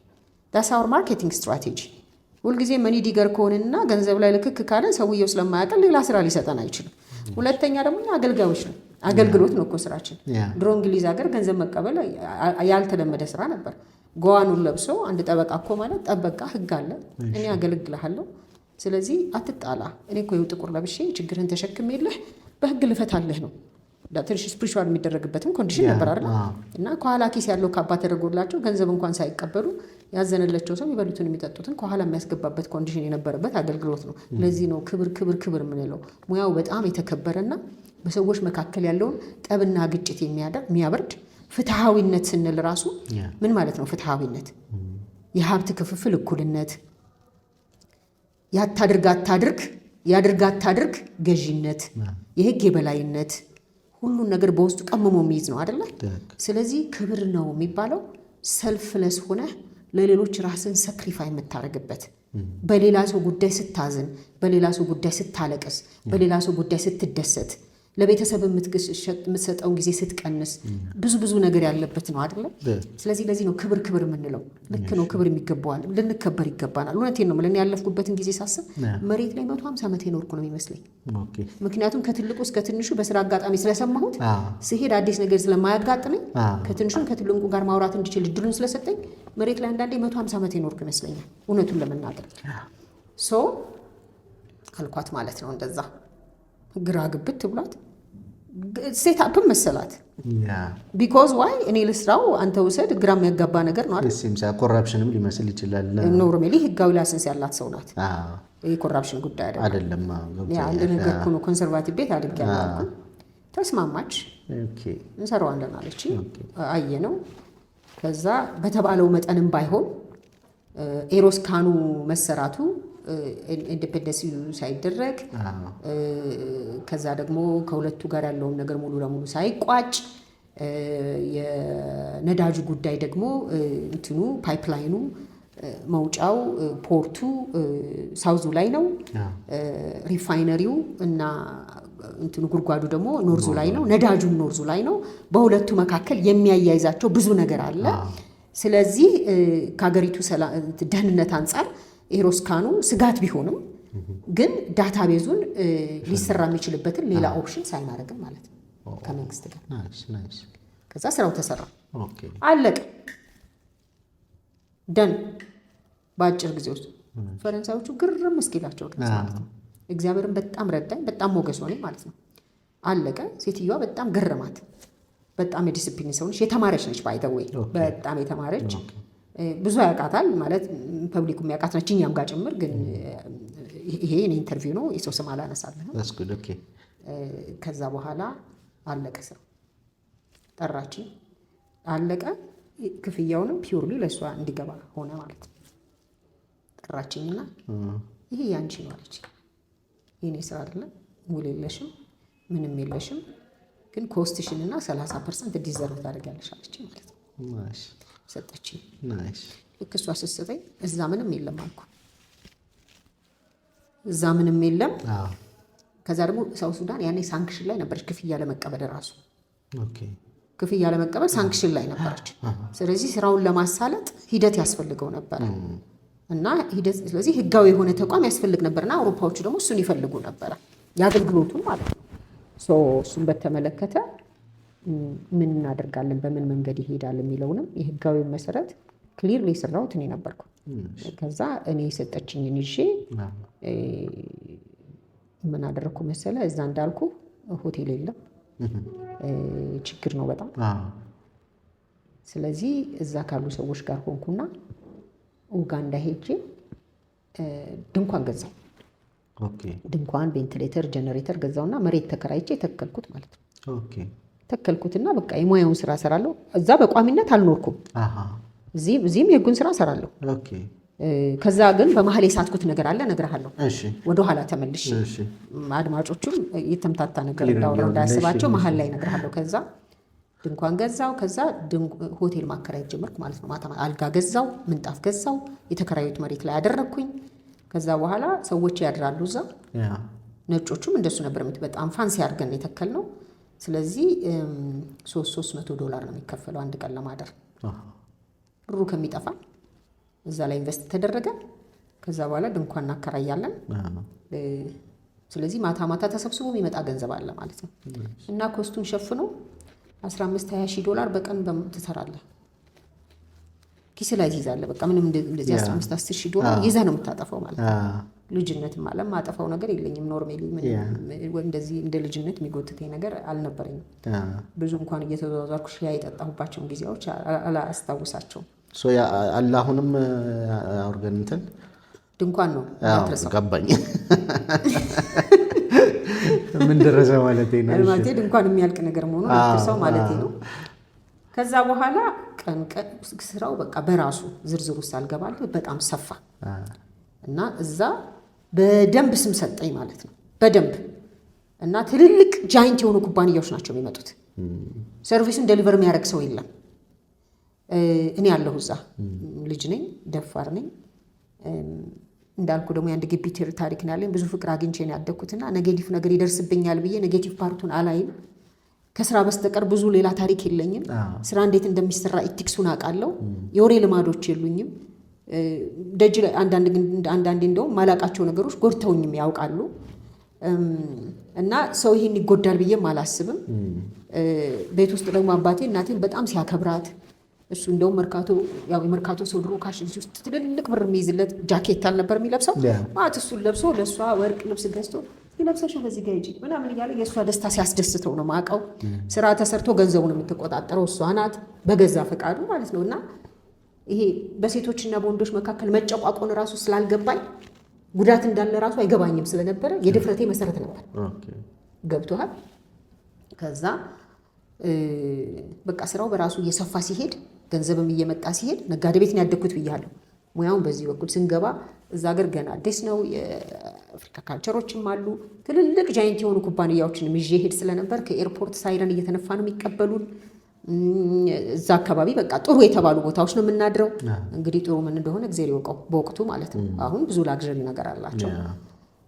ከዛ በኋላ እሱን ጨርሼ ሞተር ገዛው። ሞተር ሳይክል በደንብ መንዳት እችላለሁ። ልክ እዛ ሳይረን ተነፍቶ ተቀብለውን በደንብ ለብሰን ፕሮቶኮሉን ልክ ስንጨርስ ወደ ሮማችን ስንሄድ ሞተር ሳይክሌን ይዤ ደግሞ የአካባቢው ሰው ጋር አብሬ ሻይ እጠጣለሁ፣ ስራዎችን አጠናለሁ፣ ወደ ግል ስራዬ ደግሞ መለሳለሁ ማለት ነው። ምንም የማባክነው ጊዜ የለኝም። ከዛ ሳንቲሙ ደግሞ በደንብ እየተጠራቀመ ሲመጣ ማላካል የሚባል ቦርደር አለ። የኛ ቦርደር የኛና የሳውት ሱዳን ቦርደር ማለት ነው። እዚህ የህጉንም ስራ እሰራለሁ፣ አትርሰው። በ15 ቀን አንዴ እዚህ እና እዛ ኦፍ እና ኦን ነው የሚሄደው። ኦፊሱ እዚህም ኦፕን ነው፣ ስቲል ፋንክሽን ስራውን ይሰራል። እኔን ሲያስፈልግኝ ይሰራሉ። አንዳንድ ቀን ከፕሌን ወርጄ ቀጥታ ፍርድ ቤት የምገባበት ጊዜ ነበረኝ። በቃ ቀጥታ ከዛ እመጣለሁ። እዚህም እሰራለሁ፣ እዛም እሰራለሁ። እዚህ ሙያዬን እሰራለሁ፣ እዛ ደግሞ ያኛውን ስራ እሰራለሁ። ምንም እዚህ ጋር ግድፈት እንዳይፈጠርብኝም ከህጉ ጋር የሚጣረስም ነገር እንዳይኖርብኝ እሰራለሁ። እዛ ደግሞ ፐርሰናል ስራዎችን በሙያው እሰራና የተረፈችኝ ሰዓት ደግሞ ገንዘቡን አስተዳድገዋለሁ። ምን ነበር ኢንስፓይሬሽንሽ እዚህ መጥቶ ፍርድ ቤት እንደገና? ሙያውን እወደዋለሁ። ባይዘወይ አንዳንድ ሰው ለገንዘቡ ለምናምን የለኝም። ለገንዘቡ እዛ እኮ የሆነ 15 ሺህ በቀን አልሽኝ። ብዙ ሰው ማለት አብሮኝ ያሉ ሰዎች ይህን የሚያዳምጡ ይኖራሉ። ትልልቅ ሰዎች አሁን እዚህ የምታውቃቸው አሉ፣ በዚሁ ላይን ውስጥ ያለፉ ማለት ነው። እና ገንዘቡም አልነበረም አጓግቶኝ። ገንዘቡ ቢሆን ኖሮ ይህን ስራ አልሰራውም። እውነቱን ለመናገር ግን ስራውን እወደዋለሁ። ሰዎቹን ማገልገል ደስ ይለኛል። ሰዎች ችግሮች ሲፈቱላቸው ማየት ደስ ይለኛል። ሰርቪሱን ራሱን እወደዋለሁ። አዳዲስ ነገሮችን ያገናኘኛል። ከብዙ ዓለም ሰዎች ጋር አስተዋውቆኛል። በዚህ ውስጥ ደግሞ ኢቨን ኢንተርናሽናል መናገዶች ምን እንደሆኑ እንዳውቅ ረድቶኛል። የምማርበት ነው። በየቀኑ ትምህርት ቤቴ ነው። በየቀኑ አዲስ ነገር አገኝበታለሁ። ብነግድ ግን አንድ ነገር ነው፣ በዛው ላይ ነው። ግን እሱም ቢሆን ደግሞ በአእምሮ ልክ ወደ ላይ ሰፍተህ ኢንተርናሽናሉ ላይ ትገባለህ። በዛ ላይ ደግሞ በብዛት የምሰራው ኮርፖሬቱ ላይ ስለሆነ ኮርፖሬት ሎየር ስትሆን ኢንዳይሬክትሊ አናጋጅ ነህ እኮ። አናጋጅ ስለሆንክ እየነገድክ ነው ማለት ነው። ኢንዳይሬክትሊ ማለት ከገቢው አንጻር ሳይሆን ከሙያ አንጻር እያንዳንዱን ነገር ነው የምታወራው። ፋሚሊየር ሪሌሽኑ በጣም ደስ ይላል። አታችመንቱ ደስ ይላል። የምታወራቸው ወሬዎች ደስ ይላሉ። ዓለም አቀፍ ቋንቋዎችን መልመዱ ደስ ይላል። ከብዙ ሰዎች ጋር መተዋወቅ ደስ ይላል። ግንኙነቶችን ከብዙ መሪዎች ጋር ትቆራኛለህ። በተለይ ካምፓኒቱ ገቨርንመንት ላይ ያለህ ሪሌሽን በጣም ያድጋል። አሁን እኔ የአፍሪካ ሀገር ብዙ መገባባቸው መሪዎች አሉ። እንደዚሁም ሌላ ቦታ ትልልቅ የማውቃቸው ሰዎች አሉ። እነሱ ኤክስፖዠሮች ራሱ ገንዘብ አደ ኢንድ ኦፍ ዘ ዴይ ምንድን ነው የሚያደርግልህ? የፈለግከውን ትበላለህ፣ የፈለግከውን ትጠጣለህ። የምታስበው ማለት ነው፣ በሰውኛ የሚታስበው። የፈለግከውን ሰው ትረዳለህ። ከዛ በኋላ ቢዝነስ ክላስ ትሳፈራለህ። ከዛ በኋላ ሃይ ክላስ የሆነ ሆቴል ታድራለህ፣ ምናምን ታደርጋለህ ነው አይደለ? አንድ ጊዜ 2 ሰዎች ይኖሩ ነበር አሉ። ባህር ዳርቻ ላይ ነው የሚኖሩት። ከዛ በኋላ አንደኛው ጠዋት ተነስቶ ስንፍናን እያስተማርኩ አይደለም፣ በኔጌቲቭ እንዳይተረጎምብኝ። ጠዋት ተነስቶ አሳ ያድናል፣ አሳ ያጠምዳል። ከዛ በኋላ ገበያ ወስዶ ይሸጣል። ከዛ በኋላ ምናምን ያደርጋልና አንደኛው ደግሞ ጠዋት ተነስቶ አሳ ያጠምድና ይጠብስና ይበላና ይዋኛል። የቀረውን ሰዓት ይተኛል። በአካባቢው ላይ ሪላክስ ያደርጋል። ለልጆቹ ትምህርት ቤት የምትሆን ነገር ትንሽ ነገር ሸጦ ትምህርት ቤት ያስተምራል ምናምን። ከዛ አንደኛው አንድ ቀን ሁለቱ ሲገናኙ አንተ ለምንድን ነው ቀኑ ሙሉ እንደዚህ የምትውለው? ምን ላድርግ? ለምን ቀኑ ሙሉ እያጠመድክ አትውልም? ከዛ በኋላ ትሸጣለህ። ከዛስ ጀልባ ትገዛለህ። ከዛ በኋላ ደግሞ ከተማ ቤት ትሰራለህ። ከዛስ መዋኛ ታደርጋለህ፣ እንዲህ ታደርጋለህ፣ እንዲህ ትዝናናለህ። ከዛስ እንዲህ ታደርጋለህ፣ እንዲህ ታደርጋለህ። እኔ አሁን ታዲያ ምን እያደረኩ ነው አለው። that's what I'm doing። ልዩነት የለውም ግን በዛኛው ውስጥ ያለው ስቃይና በዚህኛው ውስጥ ያለው ስቃይ አይነት ነገር ነው የሚመስለው ማለት ነው። አታርጉ ግን እያልኩ አይደለም። ስለዚህ ይሄ ነው አይደል ገንዘብ የሚሰጥህ የምታስበው። አሁን ይሄኛው ሙያ ምን ያደርጋል መሰለህ? ልጅነትህ ላይ ሳትደርስበት ገና አሁን የምላቸውን ነገሮች ይሄ ቢዝነስ ክላስ መሄዱን ምናምኑ ሳትደርስበት ገና ሙያው እንድትደርስበት ያደርጋል። ትለማመደዋለህ። ሳይረን እየተነፋለህ መሄዱን ምናምኑን እዛ ወቅቱ ላይ የነበረው ከዛ እሱ እንደሱ እየገባብህ ይመጣል። ግን ደግሞ እዚህ ደግሞ ለእሱ መሰረት የሆነ ምን እንደሆነ ታውቃለህ። ከህግ ሙያ ውስጥ መውጣት እንደሌለብህ ማሰብ ይኖርብሃል። ስቲል እዚህም ኬረር አለ። እዛ ጋር የምታየውን ነገር አገር ላይ ማምጣት ትፈልጋለህ። እዚህ ጋር ትቼው ቢሆን ኖሮ ዛሬ እናንተ አናወራም ነበር። የምናወራበት መድረክ ሌላ ነው። ለእኔ ደስታ ፈጥሮልኛል። ምክንያቱም እዛ ጋር ያዝኩትን ኤክስፖዠር ዛሬ እዚህ ላይ ኢምፕሊመንት አደርገዋለሁ ብዬ ስላሰብኩ ስላረኩትም ማለት ነው። ከዛ ሳንደርስበት እየጠየቅን ግን አስቸግረሃል። ከዛ በኋላ እንደነገርኩ እንትን አልኩኝ። እየሰፋ መጣ ያለው ነገር እዛ በደንብ ጥሩ የሆነ መጣ። እኔም ደግሞ ፓራሌሊ ደግሞ ስራውንም እያሰፋሁት መጣው ማለት ነው። ፓራሌሊ ስራውንም እያሰፋሁት መጣው። በሚቀረኝ ገንዘብ ደግሞ ምን አደረኩ መሰለህ? ማላካል የሚባል ቦታ ነበር አልኩ። የኢትዮጵያና ነበረ ሳይሆን አለ በኢትዮጵያና በሱዳን መካከል ቦርደር ነው እና ከዚህ ባቄላ ይነገድ ነበረ ምናምን ይነገድ ነበረ። ከዛ ከኤክስፖርተሮቹ ተቀብዬ ልክ ድንኳኑን እንደገዛሁት በቀጣይ ክፍያዎች በሚሰሩ ስራዎች ምን አደረኩ መሰለ? ጀልባ እዛ 80,000 ፓውንድ ያኔ ፓውንዳቸው 2 ከምናምን ነበር $1 የሚመነዘረው 2.89 ምናምን 80,000 ፓውንድ ጀልባ ገዛው ማለት ነው። ጀልባ ገዛሁና ባቄላ ከዚህ እየተረከቡ በባሮ ወንዝ ነው የሚነገደው። በነገራችን ብቻዬን እኔ ነኝ እኮ የምሄደው፣ ሴት ነኝ አስበሃል። ከዛ ባቄላዎችን መነገድ ጀመርኩ ማለት ነው። በትርፍ ሰዓቴ የሙያውን ስራ እሰራለሁ፣ ያኛውን ደግሞ ያደግክበት ነገር አይለቅህም ማለት ነው። ከዛ በኋላ እሱን እሰራለሁ። ከዛ ባንክ ቤት ለመሄድ አስቸጋሪ ነው። አንዳንዴ ክፍያው እዛው ጋር ይፈጸምልሃል አይደለም፣ በጆንያ ነው በማዳበሪያ። ከዛ ሊመሽም ይችላል ባይዘዌ እዛው ጋርም ልታድር ትችላለህ ባንኩ ጋር እስክትሄድ ድረስ። በጣም ኢኖሰንት ሰው ነበር የነበረው። ወታደሮችን ትከፍላቸውና ታጣቂዎችን ትከፍላቸውና አንተ እሱን ትራስ አድርገህ ትተኛለህ፣ ይጠብቀዋል። ከዛ ሲነጋ ባንክ ያደርሱሃል። ከዛ አስገብተህ ደግሞ ትሄዳለህ። እንዲህ ነበር የሚኖረው እና አደጋውን አታስበው ነበርና አንዳንድ ጊዜ እግዚአብሔር የሚጠብቀህ ነገር እንዳለ ሆኖ ላይፍ በግጥምጥሞች መጥፎ ነገር ውስጥ አልከተተችኝም። ከዛ እያለ የሰፋ መጣ ማለት ነው። እዚህም ያለው ተያይዞ ስራው ፉሊ እንደነገርኩ መጀመሪያ ያገኟቸውን ቻይናዎች አሉ። እዛም ደግሞ ለመጀመሪያ ጊዜ ቻይና ሄጄ ነበር አልኩ። ስራው ሳይታሰብ ከውጭ ዜጎች ጋር እየተያያዘ ወደ ኢንተርናሽናል ስራው እየጎተተኝ ከኡጋንዳ ከሳውት ሱዳን ኡጋንዳም ይዘው ሄደው ያሰሩኛል። ኬንያ አካባቢም ወስደው ያሰሩኛል። ከዛ በኋላ ደግሞ ወደ ሄድ ኦፊሳቸው ይዘውኝ ይሄዳሉ። እያለ ሰፋ ማለት ነው ስራው። ሁለቱም ፓራሌሊ የህጉም ያንተም መሀል ላይ ያኛውን መናገዱን እያቆምኩት መጣው። መቼ በተለይ ከኩ በኋላ ሙሉ ለሙሉ አቆምኩት። እንደውም ከዚህ ከኢትዮጵያ ከሄዱ ስማቸውን ከማላነሳለ ሰዎች ጋር እዛው ቶምፒንግ የሚባል አካባቢ አለ። እዛ አካባቢ ገስት ሃውስ ነገርም ሰርተን ወደ $45,000 ይከራይ ነበር። በጋራ ነን 5 ሆነን ማለት ነው። ከዛ በኋላ ግን ወዲያው ማርኬቱን መጀመሪያ ከኩ በፊት ክሎዚንጉ መጣ። በሳውት ሱዳንና በኖርዝ ሱዳን መካከል የነበረው ውጥረት በጣም በረታና ከዛ በኋላ እነዚህ የሚሄደው ነዳጅ አቋረጡት። ከዛ በቃ ኢኮኖሚው በደንብ እየወደቀ መጣ ማለት ነው። ያን ጊዜ ግን ለእኔ ኦፖርቹኒቲ ፈጠረልኝ። ኦፕሽናል ሪፋይነሪ ያስቡ ስለነበረ እኔ ደግሞ እንደነገርኩ ትልልቅ ኩባንያዎች ጋር የመገናኘቱ እድል ስለነበረኝ ኩባንያዎችን አምጥቼ ከነሱ ጋር ኔጎሽየት አድርገው ስራውን ኦፕሽናል ነገሮችን ፓይፕላይን ሪፋይነሪ ሳይሆን ኦፕሽናል ፓይፕላይን እንዲሰራ የማድረጉ ስራ ላይ በጣም ሰራ ስለነበረ ከዛው ከገቨርንመንቱ ጋራም አያያዘኝ። የተሳኩና ያልተሳኩ ነገሮች እንደተጠበቁ ሆነው የተሳኩትን ስራዎች ብቻ አይደለም ማወራለህ፣ ያለፍኩበትን መንገድ ነው ማወራለህ። ውጤቱን አይደለም ሂደቱን ስለሆነ ማስበው። ያልተሳኩ ብዙ ስራዎች አሉ። ለምሳሌ ኦፕሽናል ፓይፕላይኑ አልተሳካም፣ ግን ከ5 ከ6 ትልልቅ ኩባንያዎች ጋራ ኔጎሽዬሽኑ ኤምኦዩንም ባይንዲንግ የሆነ አግሪመንት ማፈራረሙ ሂደቱን ባክ ኤንድ ፎርዙን አልፌበት ትልቅ ትምህርት ሰጥቶኛል ማለት ነው። እንደ ሎየር የሚሰጠው ትልቅ የምማረው እሱን በነፊት የማረገው ገባ። አንዳንድ ጊዜ በገዛ ገንዘቤ ማለት አልፈልገውም ክፍያውን ብዬ የገባሁባቸው የሰበሰብኳቸው ትልቅ ኤክስፖዠሩ በደንብ አሳድጎልኛል ማለት ነው። ከዛ ከፓይፕላኑ በኋላ ደግሞ ኩ መጣ መፈንቅለ መንግስቱ። ከዛ ኢኮኖሚው ዜሮ ገባ። በአንድ ሌሊት ከ2 ከምናምን 18 ብር ፓውንድ ከዛ ምናምን ኢትዮጵያ ንግድ ባንክ ነበር እየሰራን የምናስቀምጥበት።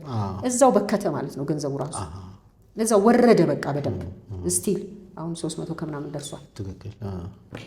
ስለዚህ እነዚህ እዛ ጋር የተፈጠሩት ከዛ ሙሉ አፍሪካ ውስጥ አዞሬ ለማለት እችላለሁ። ስራው ላሳጥረው ሰውም እንዳይሰለቸው። ከዛ በቃ ስራዬም ወደ ትልልቆቹ ሆነ ማለት ነው። ሊስት ወደ ሆኑ ካምፓኒዎች ኢፒሲ ፕሮጀክት ሳይን የሚያደርጉ ካምፓኒዎች፣ ፒፒፒ ሳይን የሚያደርጉ ካምፓኒዎች፣ ሲፒያቸው ኢቫሉዌት የሚደረግላቸው ከመርጀር ጋር የተያዘ ከአኪዜሽን ጋር የተያያዘ ኢንተርናሽናል ቢዝነሶችን ዲል የሚያደርጉ ጨረታዎችን የሚያዩ ባንክራፕሲ እንዴት አድርጎ የሚሰራ ኮምፕላያንስ የሚሰራላቸው ኩባንያዎች ሳታስቡ ሳላስበው የነበረው ኮርፖሬት ሎየር ሆንሽ ፒውርሊ ይዞኝ ገባ። ፕራክቲካሊም ደግሞ እኛም ሀገር የምታውቃቸው ነገሮች አሉ። ባይ ዘ ወይ ህጋችን እኮ በ1949 መጣው ያው አውሮፓውያኖችን ስለነበሩ በወቅቱ ጥሩ ህግ ነበረ። ስለዚህ ዘመናዊ መናገዶች ኤርሊ ኤጅ እንዲገባኝ ያደረገኝ ማለት ነው። ዘመናዊ የንግድ ችግሮች፣ ዘመናዊ የንግድ ውጤቶች፣ ዘመናዊ የንግድ ስኬቶች ሁሉም እንዲገቡኝ ሆነ ማለት ነው። እንዴት ዲል እንደሚደረግ ሎየሮቹ ምን እንደሚያደርጉ ከዚህ በዚህ ግጥምጥሞች ደግሞ ሎፈርሞቻቸውን ይዘው ይመጡ ነበረ ያነሰ ዋጋ ለማግኘት እና እኔ ጋር የማወጣላቸውን ኢነርጂና ኤፈርት ለመጠቀም እኔ ጋር ይሆናሉ። ሞር ከቨሬጅ ለማግኘት ደግሞ ትልልቅ ፈርሞችን ኢንቫይት ያደርጋሉ። ኮስታቸው ሚኒማይዝ ለማድረግ ደግሞ እኔን ይጠቀማሉ።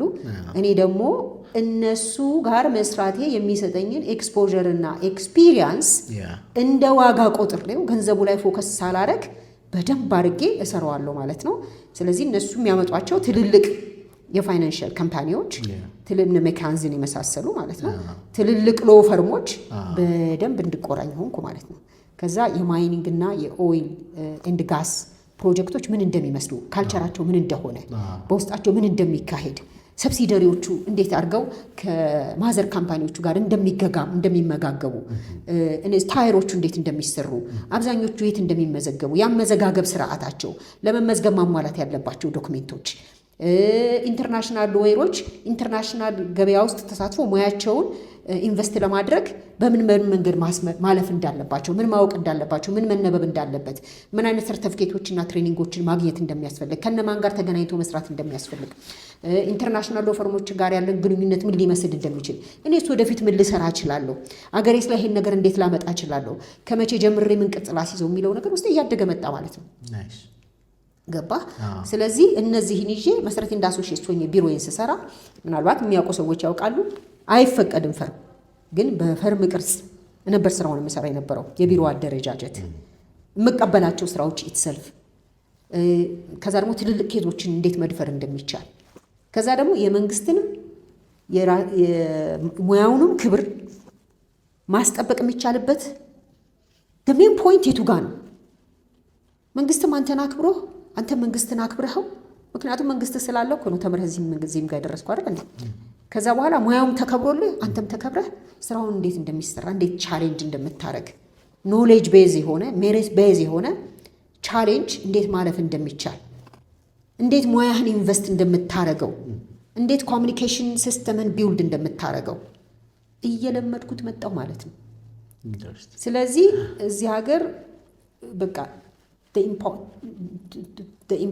impossible to the possible የሚለው ነገር ልክ የትልልቆቹ ፈርሞች ፕሪንሲፕል እኔ ውስጥ ገባብኝ ማለት ነው። እና ብዙ ሰዎች የማይደፍሯቸውን ኬዞች የሚፈሯቸውን ኬዞች መድፈር ጀመርኩ ማለት ነው። ትልልቅ ኬዞችን እኛ ሀገር ለምሳሌ ሆት ኬዝ ይባሉ የነበሩት ነፍሳቸውን ይመርና የእናቶ አየለ ደበላ ኬዝ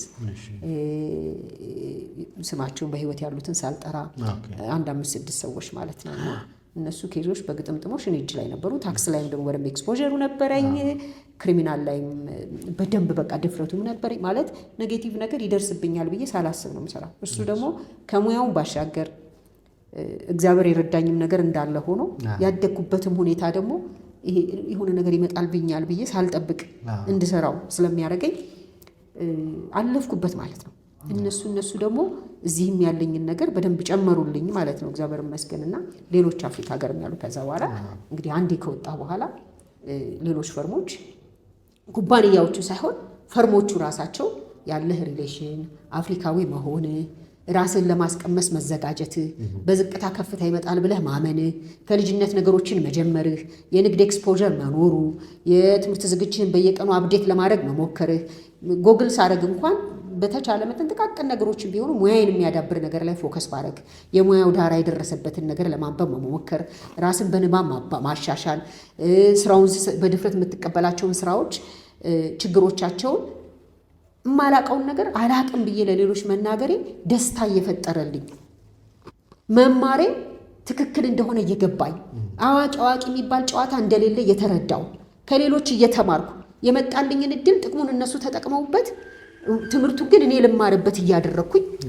እነሱ የደረሱበት ብቁ ስቴጅ ላይ ደረስኩ ማለት ነው። ስለዚህ በእነሱ መፈለግና ሀይር መደረግ በእነሱ ለፓርትነርሺፕ መጠየቅ እየመጣ መጣ ማለት ነው። በራሱ ከኩባንያዎችም አልፎ ከሱ አልፎ ደግሞ ወዳጅነት፣ ቅርበት፣ መያያዝ፣ አብሮ መስራት እነሱ ባር አሶሲዬሽን ሜምበር የሆኑበት ላይ ተጋብዘህ የእነሱን ትሬኒንጎች መሳተፍ፣ ተባባሪ አባል እንድትሆን ነገሮች እንዲመቻቹልህ ማድረግ፣ በየሀገሩ እንደፈለግክ እየሄድክ የሀገሮችን ባህል ይሄ ክሮስ ቦርደር ማኔጅመንት እንድታውቅ ከተማርከውን ባሻገር የተማርኩትም ኢንተርናሽናል ቢዝነስ አድሚኒስትሬሽን ረድቶኛል። ባይ ዘ ዌይ እያለ ማስተርስ ነው። ስለዚህ እያለ ነገሮች እዛ ጋር አደረሱኝ ማለት ነው።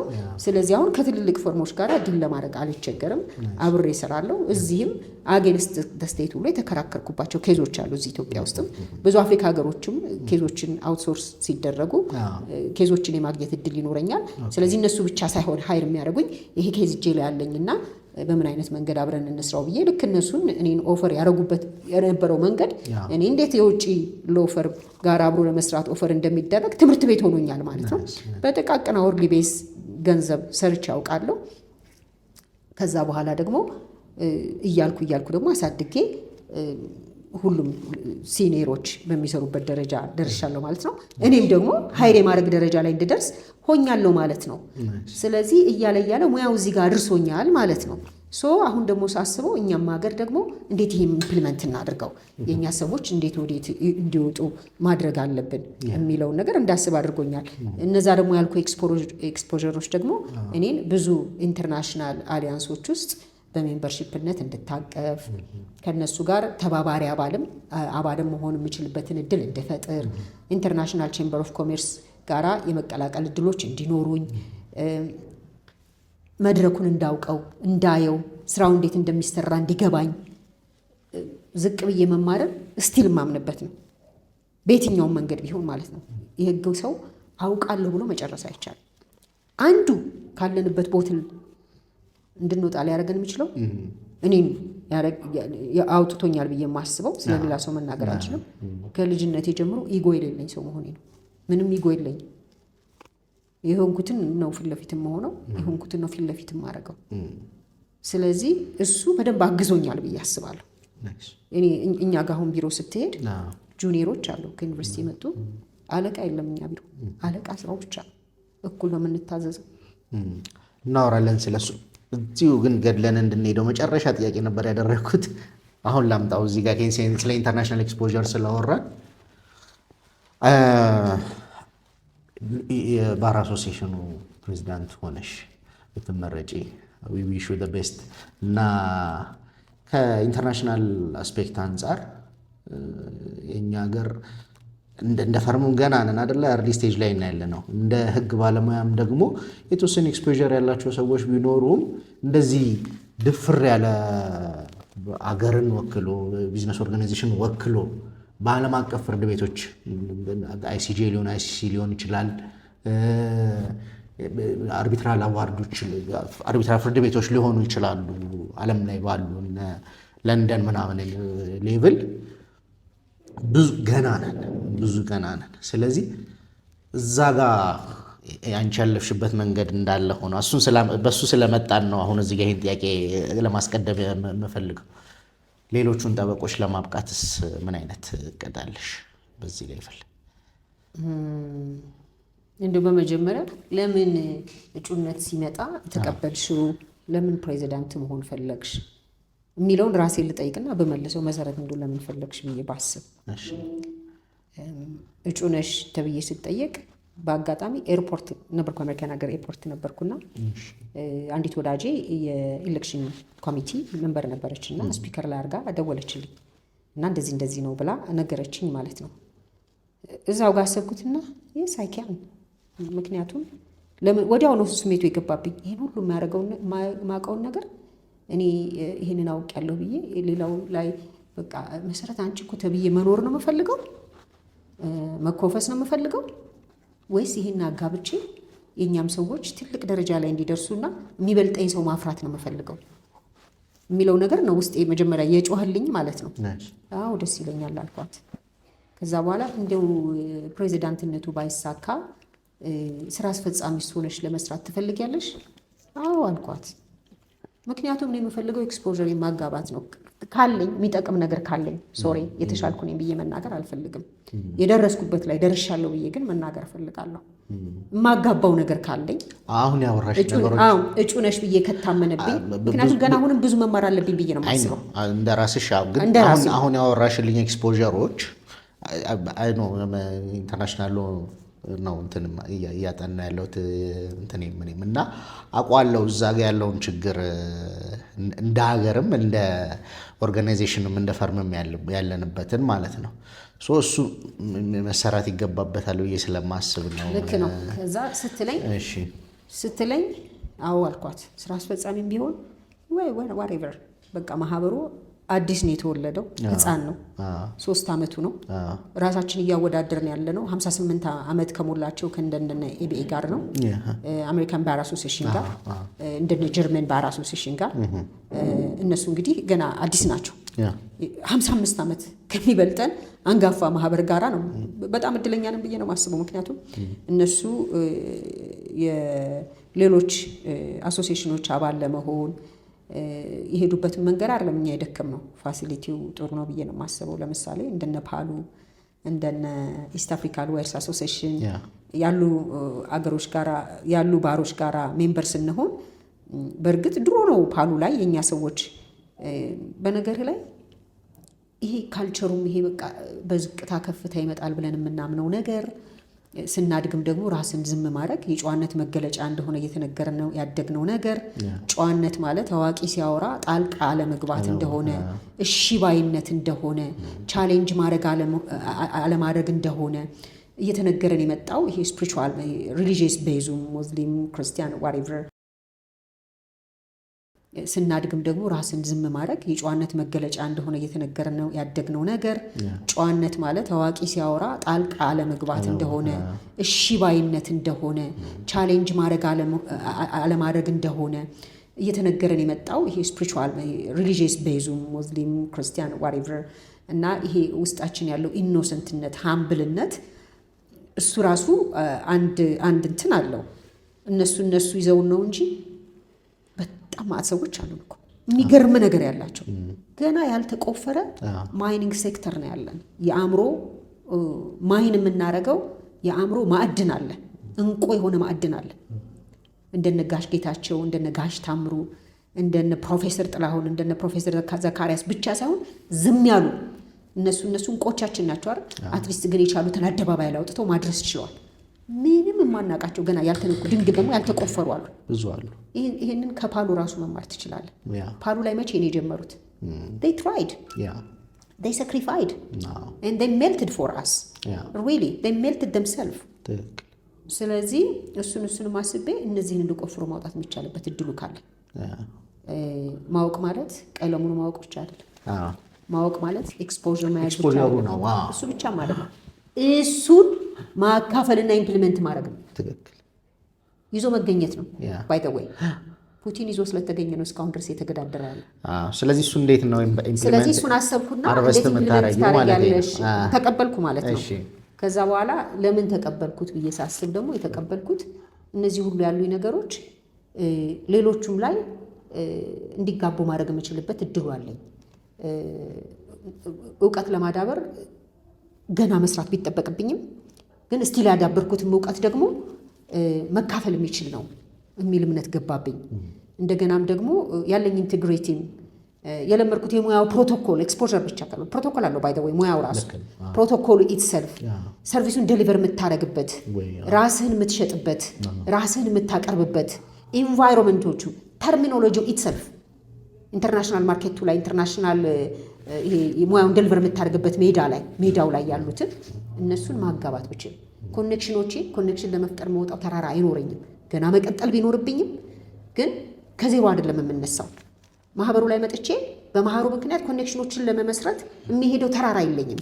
ኦልሬዲ ኢኔት ማህበሩ ላይ መጥቼ መለማመድ ላይ ብቻ አይደለም የምቀመጠው። ኦልሬዲ ኢኒት አቶ ቴድሮስ ለማህበሩ ያደረገውን ነገር እያመሰገንኩ በአንዳንድ አጋጣሚዎች እኔም ፐርሰናሊ እሱም እንደ ማህበሩ ተጋብዞ የተገናኘንባቸው ጉባኤዎች አሉ። አንደኛውን ጉባኤ እንደውም አንዱ ጉባኤ ላይ በጋራ ተጉዘን በጋራ ፕሮግራሞችን የተካፈልንበት አለና ማህበሩም ሳይኖር እኔም ፐርሰናሊ በተመለከተ አድርሶኛል እግዚአብሔር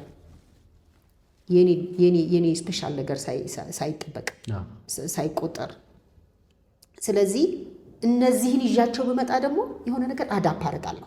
ማህበሩ እንደ ህፃን ማህበር ገና እንደተወለደ ማህበር ሁላችንም ደግሞ ለነገሩ አዲስ እንደመሆናችን የቀድሞ ፕሬዚዳንታችንም አሁን ማለት የሚያስረክቡት ፕሬዚዳንታችንም ማንም የሚረከበው ማንም የሚያስረክቡት ፕሬዚዳንት የሄዱትን ያህል ሄደው በአፍሪካ ውስጥ ህልውናው እንዲታወቅ እንዲሰራ በህጉ መሰረት ዳኞች አመራረጥ ላይ የመምረጥ ጉዳይ ላይ ድምጾች እንዲኖሩን የማድረግ ላይ አንዳንድ ነገር አዲስ ሆነህ ገና የመጀመሪያ ብኩር ልጅ የወለደ እናት ማለት እኮ ነው። አጠባቡን እንኳን እናቷ ነች አይደል የምታስተምራት። አስተጣጠቡን ዳይፐር አቀያየሩን ከባድ ነው። ብዙ ነገሮችን ህፃን አቅፈህ ማሳደግ ነው። አሁን ያ ልጅ እንግዲህ 2-3 ዓመት ሆኖታል። አፍ አውጥቶ ድክ እያለ ነው። ስለዚህ አዳፕት ሊያደርገው የሚፈልገው ሰው እየተሯሯጥን እኛንም ጨምሮ ያለበት ኮንዲሽን ነው ማለት ነው። ያለንን ነገር እናጋባ፣ እንስራ፣ እናግዝ የምንል ሰዎች የመጣ ነው የሚታይ ነገር ስላየን ነው። እነሱ እንደተጠበቁ ሆነው ግን ገና ህፃን ስለሆነ አሁን ደግሞ በደንብ የሚጠበቅበት ማህበሩ መሯሯጥ ጀምሯል። መወለዱ ታውቋል። መወለዱ ታውቆ ልጅነቱ እያበበ ያለበት ጊዜ ነው። ያልተሰሩት ነገሮች ገና ብዙ አሉ።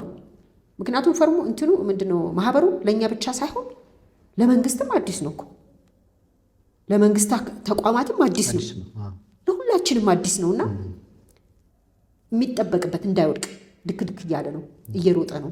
እንዳይወድቅ የሚጠበቅበት ቦታ ላይ ሁሉም በጉጉት እንደመጣው ማለት ነው። ሌሎችም ሁላችንም ተመራጮች ይህንኑ አይተን ነው አይደል እንግዲህ ውጤት ላይ እናደርሰዋለን ብለን የመጣ ነው። እኔ በተመለከተ እሱም ብዬ ነው። ሌሎችም ከዚህ የተለየ ነገር ይኖራቸዋል ብዬ አላስብም። እና ሌትስ ኢንቨስት ብለን ይመጣ ምን ታደርጊያለሽ ነው ጥያቄ። ምን ታደርጊያለሽ ማለት እንግዲህ ማህበሩ እንዳልኩ ገና ድክ እያለ መጠበቅ ያለበት ነገር ላይ ነው ማደግ አለበት ብያለሁ። ልጅ ሲያድግ ደግሞ ትምህርት መማር አለበት፣ በስነ ምግባር መታነጽ አለበት፣ የሚገባውን ምግብ መመገብ አለበት፣ በወላጆቹ መጠበቅ አለበት። አታክ ላይ ያደረገው የሚመጣውን ኃይል ሁሉ የመከላከል ኃላፊነት የመሪው ሆኖ መሆን አለበት። የሚገባው ሰክሰስ ላይ እንዲደርስ ማሳለፍ አለበት። ኮሚኒኬሽን ዴቨሎፕ እንዲያደርግ፣ ኮንፊደንስ ዴቨሎፕ እንዲያደርግ፣ እውቀት ዴቨሎፕ እንዲያደርግ ኢሊቬት የማድረግ ኃላፊነት አለብህ ማለት ነው። ሀው ቱ ኢሊቬት የሚለው ላይ እንዴት ነው ለመስራት ያሰብሽው ነው ጥያቄው። የመጀመሪያውና ዋናው ችግሩን ማወቅ ነው። ችግሩ ማለት የኛ እኔ ፐርሰናሊ ያውቀዋለሁ የገባኝን ያህል። ከዛ ደግሞ እያንዳንዱ ማህበርተኛ ወደ መድረክ መጥቶ ይሄ ነው እኮ ችግራችን እንደ ቤት እኛ አሁን ቤተሰብ ነን እኮ ማህበር ማለት ቤተሰብነት ነው።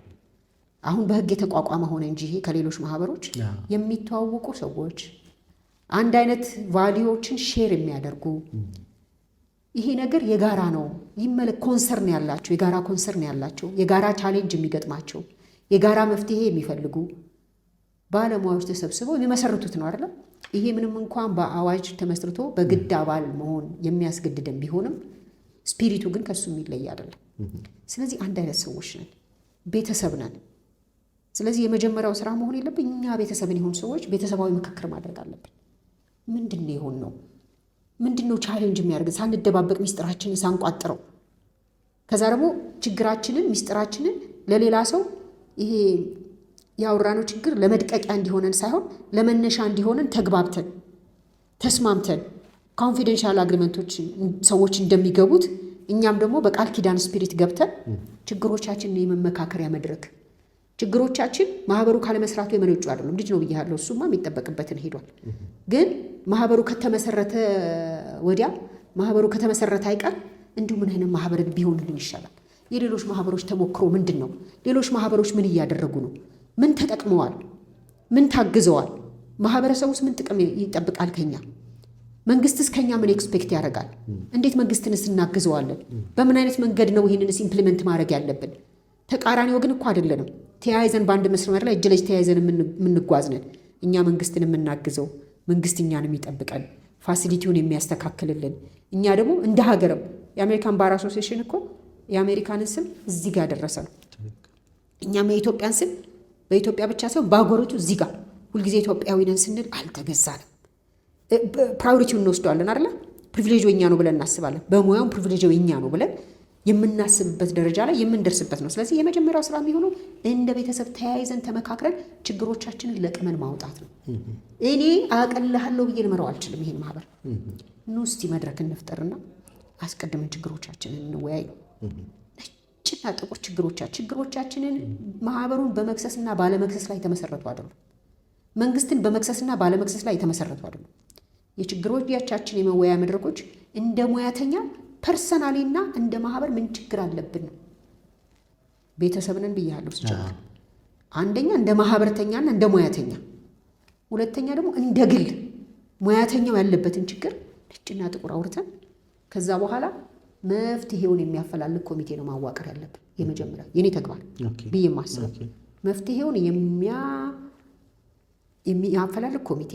ከዛ በኋላ መፍትሄው ተገኝቶ ሲመጣ ደግሞ መፍትሄው ተገቢ ነው ወይ፣ ሙሉ ነው፣ ጎሎታል ወይስ መፍትሄ ያለው ነገር ደግሞ ሌላ ችግር ይዞ ይመጣል የሚለው ላይ ደግሞ መድረክ ላይ መወያየት አለብን።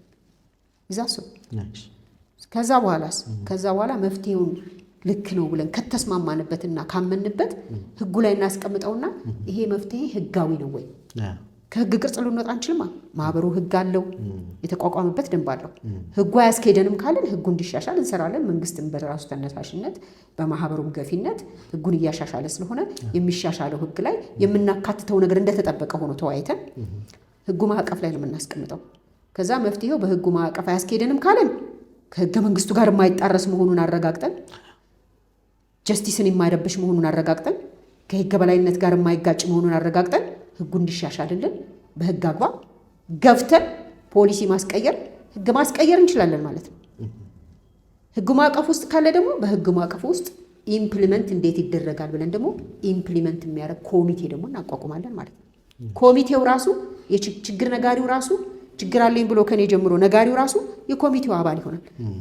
ኮሚቴው ደግሞ መደራጀት ያለበት እንደ ኤክስፖዠራችን፣ እንደ የእውቀት ደረጃችን፣ እንደ ኤክስፒሪየንሳችን፣ እንደ ሙያ ክህሎታችን ይደራጃል ማለት ነው። ልክ ሌሎች ዓለማት እንዳረጉት ይደራጅና የተደራጀው ኮሚቴ ደግሞ እከሌ ከከሌ ኮሚቴ ይበልጣል የሚል ፉክክር እንዲፈጥር ሳይሆን ተሰናስሎ አንዱ ኮሚቴ ከአንዱ ኮሚቴ ኤክስፒሪየንሱንና አሰራሩን ሼር እየተደራረገ ኮሚቴውም ሲደራጅ ደግሞ ጁኒየርና ሲኒየሩን አሳትፎ ጁኒየሮች ኢነርጂ አላቸው፣ አዲስ እውቀት አላቸው፣ ለቴክኖሎጂ ብሩህ የሆነ ግልጽ አመለካከትና ፍላጎት አላቸው፣ ዴዲኬሽን አላቸው።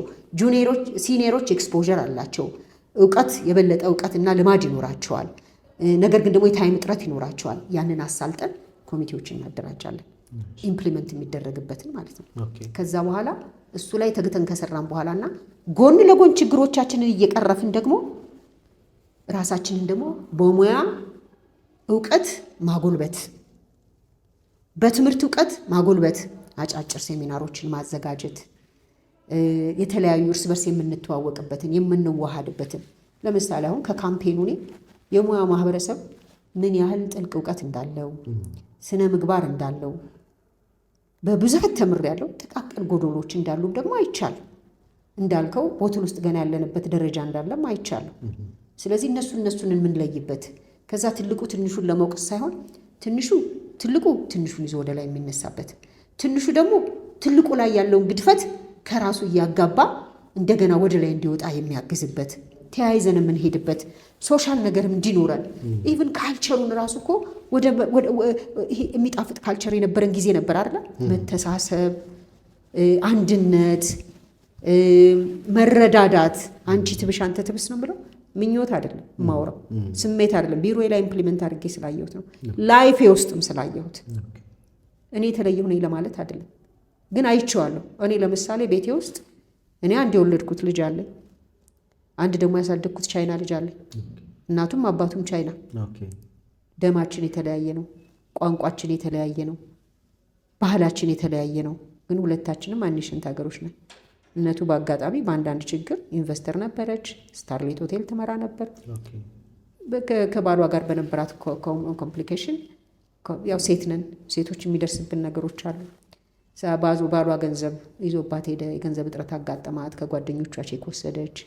ከዛ በኋላ የአንዱ ቼክ ሲደርስባት ከአንዱ ተበድራ ሌላ ቼክ ስጠት ብዙ ቼኮችን ሰጠች። የዋህነትም ነበራት። ደን ታሰረች። ደጋጋሚ ቼክ ስለሆነ ወደ 8 ዓመት ከምናምን የታሰረችው። ብዙዎቹ ደግሞ የሷ ሰዎች ልክ እንደኛ ነው፣ የአድማ ነገር አለ ምናምን አለ፣ ተመሳሳይ ባህሪዎች አሉና ስትገባ የሚረዳት ብዙ ሰው አልተፈጠረም። ልጇን ይዛው እስር ቤት ገባች። ከመታሰሯ በፊት አውቃታለሁ። ከመታሰሯ በፊት እኔና እሷ የእሷ አገር ሄደን ቤተሰቦቿ ጋር ኒው ይር አብረን አክብረናል። እድሜያቸው ልጆቻችን 5 ወር ነው የሚበላለጡት። ከዛ አንድ ቀን ፍርድ ቤት ሲሄድ ከፍተኛ ፍርድ ቤት በባስ ይዘው መጣች ማለት ነው። ልጁ በቁስል ሰውነቱ ብትን ብሎ ከባስ ስትወርድ አየኋት። ዋት ሀፕን ታሰርኳለች እና ቤት ላድርገው ልጅ ናለች ማለት ነው። የሚገርምህ ነገር እኔ ሳውት ሱዳን ነበርኩ ብያለሁ። ያኔ በደንብ ሰራ ነበር ብያለሁ። ባሏ ተቸግሮ እያለ ለካ እኔንም ጠይቃኝ ሳውት ሱዳን ላይ 200 ምናምን ሺህ $200 ሰጥቻታለሁ። በዛን ጊዜ አልመለሰችልኝ።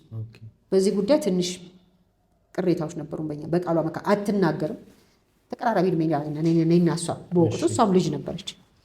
አልነገረችኝም። ያው ደግሞ ኢጎም አለ እንደኛ ሀገር ከሰርኩ ብሎ ማውራት ብዙም እና ነገ ዛሬ እሰጥሻለሁ ብላ ስታጉላ ላይ ትንሽ ተቀያይመናል እና በቃ ልጁን ሳይው አልቻልኩም። ባይ ሁሉ መጣ። ከዛ በኋላ ስጭኝ አልኳት። ልጁ ፈራች መስጠት። ግን 1 ሳምንት ቆይታ ከማረሚያ ቤት አስደወለችልኝ እና ውሰጂው አለች። ሂጅ ያመጣሁት 1 ወር ነው ያሳከምኩት። ምክንያቱም ላግዠሪ ነገር የለመደ ልጅ ነው ምናምን ብዙ ነገር። ከዛ እኔ ጋ አደገ። ዳይፐሩ ሙሉ ለሙሉ አልጣለም። እኔ ጋ ሲመጣ ልጅ ነው ገና። እሷም አያቶቹም ጋር ሙሉ ለሙሉ ነው እንጂ አንዳንዴ ሽንት ይሸናል ማታ ማታ እንደዚህ። በጣም ስዊት የሆነ ልጅ ነው፣ የሚያምር ልጅ ነው። እኔ ጋ አደገ። አማርኛ ጠንቅቆ ይናገራል፣ ቻይንኛ ጠንቅቆ ይናገራል፣ እንግሊዝኛ ጠንቅቆ ይናገራል። አሁን ብትጠይቀኝ ከልጄ ይልቅ እሱ ይጠነቀቅልኛል። ተፈታች፣ በይቅርታ ተፈታች። 6 ዓመት ከምናምን ታስራ ከዛም ባክ ኤንድ ፎርዝ ነው ልጁ እኔ ጋ። እሑድ ቅዳሜ ሁለቱ አንድ ላይ ያድራሉ። ዊክዴይስ ላይ እንደዚህ እናት ነች፣ እሷም ወላጅ ናት። እና ፍቅር መስጠት ከቻልክ ህብረት ማድረግ ከቻልክ ማድረግ እንደሚቻል ያን ባህል መመለስ እንደሚቻል አይቻለሁ። እና አሁን እሱ ፒውርሊ ከኔ ልጅ ይልቅ አሁን አጋጣሚ እናቱ ጋር ሄዶ ከሆነ ማሚ ራትሽን በላሽ ብሎ ይደውልልኛል። አንድ ቀን እዚህ ላመጣልህ እችላለሁ። እዚህ ጋር ማሳያለሁ የሆነ ነገር ከጠቀመ ሁለቱ አንድ ላይ ሆነው የኛ የማኩታ ሎ ፈርም ላውንች ያደረግን ጊዜ ሁለቱ ያወሩበት ኮንዲሽን ነበረ። የኔ ልጅ እና እሱ ጥቂት ነገር ልሰጥ ይችላል። ስለዚህ ማድረግ የምንችልበትና እርስ በርሳችን እኛም አሁን እንደሱ ተያይዘን ለሌላው ምልክት ጠፋብን የምንለውን ነገር ዝርዝር ውስጥ ሳልገባ መተካት የምንችልበት እድል አለን ማለት ነው። ስለዚህ ያንን ኢንቫይሮንመንት መፍጠር አለብን። ቤተሰባዊ በሆነ በቲም ስፒሪት፣ በመተጋገዝ ስፒሪት፣ የአንዱን ጎዶሎ በማጉላት ሳይሆን የአንዱን ጎዶሎ በመድፈን። የህግ ሰዎች እኮ ነን እኛ። የህግ ሰው እኮ በጣም ከባድ እኮ በሁሉም ነገር ውስጥ እኮ አለን፣ ከድር ከቆብ ጀምረን። ስለዚህ ለሌላው አርአያና ሞዴል ነው መሆን ያለብን አይደል? ያንን ነገር ከማድረግ ጀምሮ መስራት እንችላለን። ስለዚህ ችግሩን እየፈታን ደግሞ በእውቀት በሙያ ደጋገምኩት፣ በእውቀት በሙያ የምናድግበትን በልምድ የምናድግበትን መስመር ማየት። የሙያው ዳራ የት ደርሷል? አሁን የሙያው ዳራ የት ነው ያለው? እንዲሁ በዓለም አቀፍ ደረጃ የህግ ሙያው ምን ላይ ደርሷል የሚለውን አይተን እኔም አውቀዋለሁ የደረሰበትን። እሱን ለማወቅ ተራራ መውጣት አይጠበቅብኝም። ያንኑ ሌሎች ከቆሙበት እኛ እንድንቀጥል፣ እነሱ ባለፉበት መንገድ እንድናልፍ አይደለም። ልጅህን ስትመርቅ አባትህ ከቆመበት ድረስ ነው አይደለ? ቀጥል ነው አይደል? ሌሎች ከቆሙበት መሄድ እንድንችል ምኞት አለኝ። ያንን ኢምፕሊመንት ማድረግ እፈልጋለሁ። ፈርሞች ምን ይመስላሉ? የግል ጠበቃዎች ምን ይመስላሉ? ምን ማድረግ አለባቸው? የሙያ ፕሮቶኮል ምን ይመስላል የሚለውን የማስተማሩን ስራ፣ እንደገናም ደግሞ ጁኒየርና ሲኒየሩን የማሰናሰል ስራ፣ ተያይዘው የሚሄዱበትን ስራ፣ ፕሮቦኖች የሚለመዱበትን፣ አድቮኬሲ ቴክኖሎጂ ላይ በደንብ ማሰልጠን። ለሙያው የሚመጥኑ ሶፍትዌሮች እነማን ናቸው? ምን አይነት ሶፍትዌር እየተጠቀሙ? ቅድም ሳነሳለህ ሶፍትዌሮቻቸው አንዱ ትላልቅ ፈርም ከሚያሰኟቸው ነገሮች አንዱ ነው ብዬ ነበር አይደል? ትልልቅ ፈርሞች ከእውቀታቸው ከኤክስፖዠራቸው ከስብስባቸው ባሻገር የሚመሩበት ሲስተም፣ ከስተመሩን የሚያረኩበት ሲስተም። ምክንያቱም ከስተመሩ ከሌለ እኮ ጠበቃው የለም። ጠበቃው ባይኖርም ከስተመሩ ሰርቫይቭ ያደርጋል። ድድገመው፣ ጠበቃው ባይኖርም ከስተመሩ ሰርቫይቭ ያደርጋል። ከስተመሩ ከሌለ ግን ጠበቃው የለም። ይህንን አስረግጠን ማወቅ አለብን። ለዚህ ነው ህጉ ሲወጣ ሙያውን መቆጣጠር አንዱ ዓላማው የሚሆነው። ሙያውን ነው እኮ የሚቆጣጠረው። ባለሙያውን የሚያገኘው በሙያ ውስጥ ነው። ሙያውን ሲቆጣጠር በስነ ምግባር እንዲታነጽ ያደርገዋል። ስነ ምግባር ሳይኖረው ይቀጠዋል። በእውቀት እንዲታነጽ ያደርገዋል። ለማህበረሰብ አገልግሎትን የሚያደርስበትን አቅጣጫ ያሳየዋል። ከመንግስት ጋር ተሰናስሎ የሚሄድበትን ህግ ነው። ተሰናስሎ መንግስትም እኮ የሚገዛው በህግ ቅርጽ ውስጥ ነው አይደል? ከመንግስትና ከመንግስት ድርጅቶች ጋር መንግስታዊም ካልሆኑ ድርጅቶች ጋር ተሰናስሎ እንዲሄድ ያደርገዋል። ከዓለም አቀፉ ማህበረሰብ ጋር እንዲቀላቀል ያደርገዋል። በእውቀትና በልምድ እንዲዳብር ያደርገዋል። ኔትወርኮቹ እንዲሰፉለት ያደርገዋል። ከአካዳሚሽያን ጋር ያያይዘዋል። ከዛ በኋላ በየጊዜው ደግሞ ማህበረሰቡን የሚያነቃ የህግ መስመሮችን አሁን ልክ እናንተ እንደምታደርጉት ያደርጋል። የራሱ የሆነ ፐብሊኬሽን፣ የራሱ የሆነ ሬዲዮ ጣቢያ፣ የራሱ የሆነ ቴሌቪዥን ጣቢያ፣ በየወሩ የሚያትማቸው መጽሔቶች፣ አዋቂዎች አሁን ቅድም እንዳልነው ገና ማይን ያልተደረገ እውቀት አለን የሚያወጡበት ሜዳ አልተዘጋጀላቸውም። ማይነሮች አልከበቧቸውም እና አልተነኩም። ድንግል ናቸው ያልናቸውን ሰዎች ለህዝብ አቅርበን ህዝብ እንዲጠቀምባቸው፣ እነሱም ከህዝብ እንዲጠቀሙ፣ መንግስት እንዲጠቀምባቸው፣ መንግስትም ከእነሱ እንዲጠቀም። ለምሳሌ የህግ አንስቴቢሊቲ አለ እየተባለ በተደጋጋሚ እኛ ሀገር ይነገራል። እኛ ማህበር ሆነን ስንቋቋም የህዝብን ጥቅም ማስከበር አለብን። ባነሰ ህግ ሲገዛ እንዲህ ሲያደርግ የምንላቸው ነገሮች አሉ። መንግስትን እየተቃወምን አይደለም እኮ እንደ ተቃዋሚ ፓርቲ ዊያርና ፖለቲሽያን። ግን እኛ ኢሊቶች ተሰብስበን ህጎችን እናጠናለን። የሌሎች ሀገሮች ህጎችን ፖሊሲ እናያለን። ለምሳሌ ሀገራችን ኦፕን አፕ አላት። ወዴት እየሄደች እንደሆነ ማየት እንችላለን።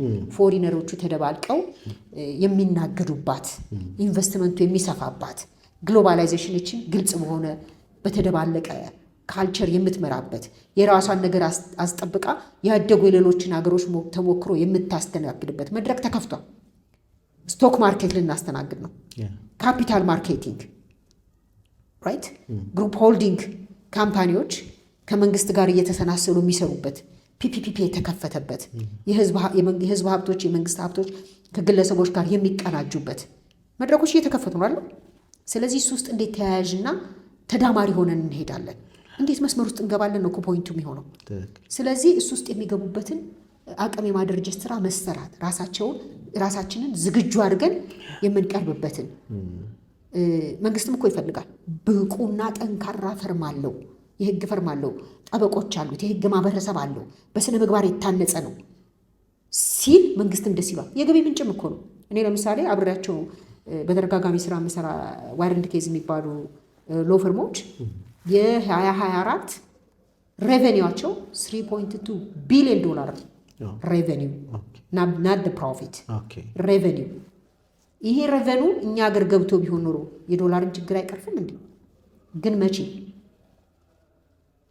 አንደኛ ማይነሮች መጥተው ውስጥ ያለውን እውቀት ማይን ተደርጎ ለገበያ እንዲቀርብ ሲያደርጉት፣ ሁለተኛ ኤክስፖዠር፣ ሶስተኛ የሙያ ክህሎት ያው ነው፣ ተቀራራቢ ነው። ልምድና የሙያ ክህሎት ተቀራራቢ ነው።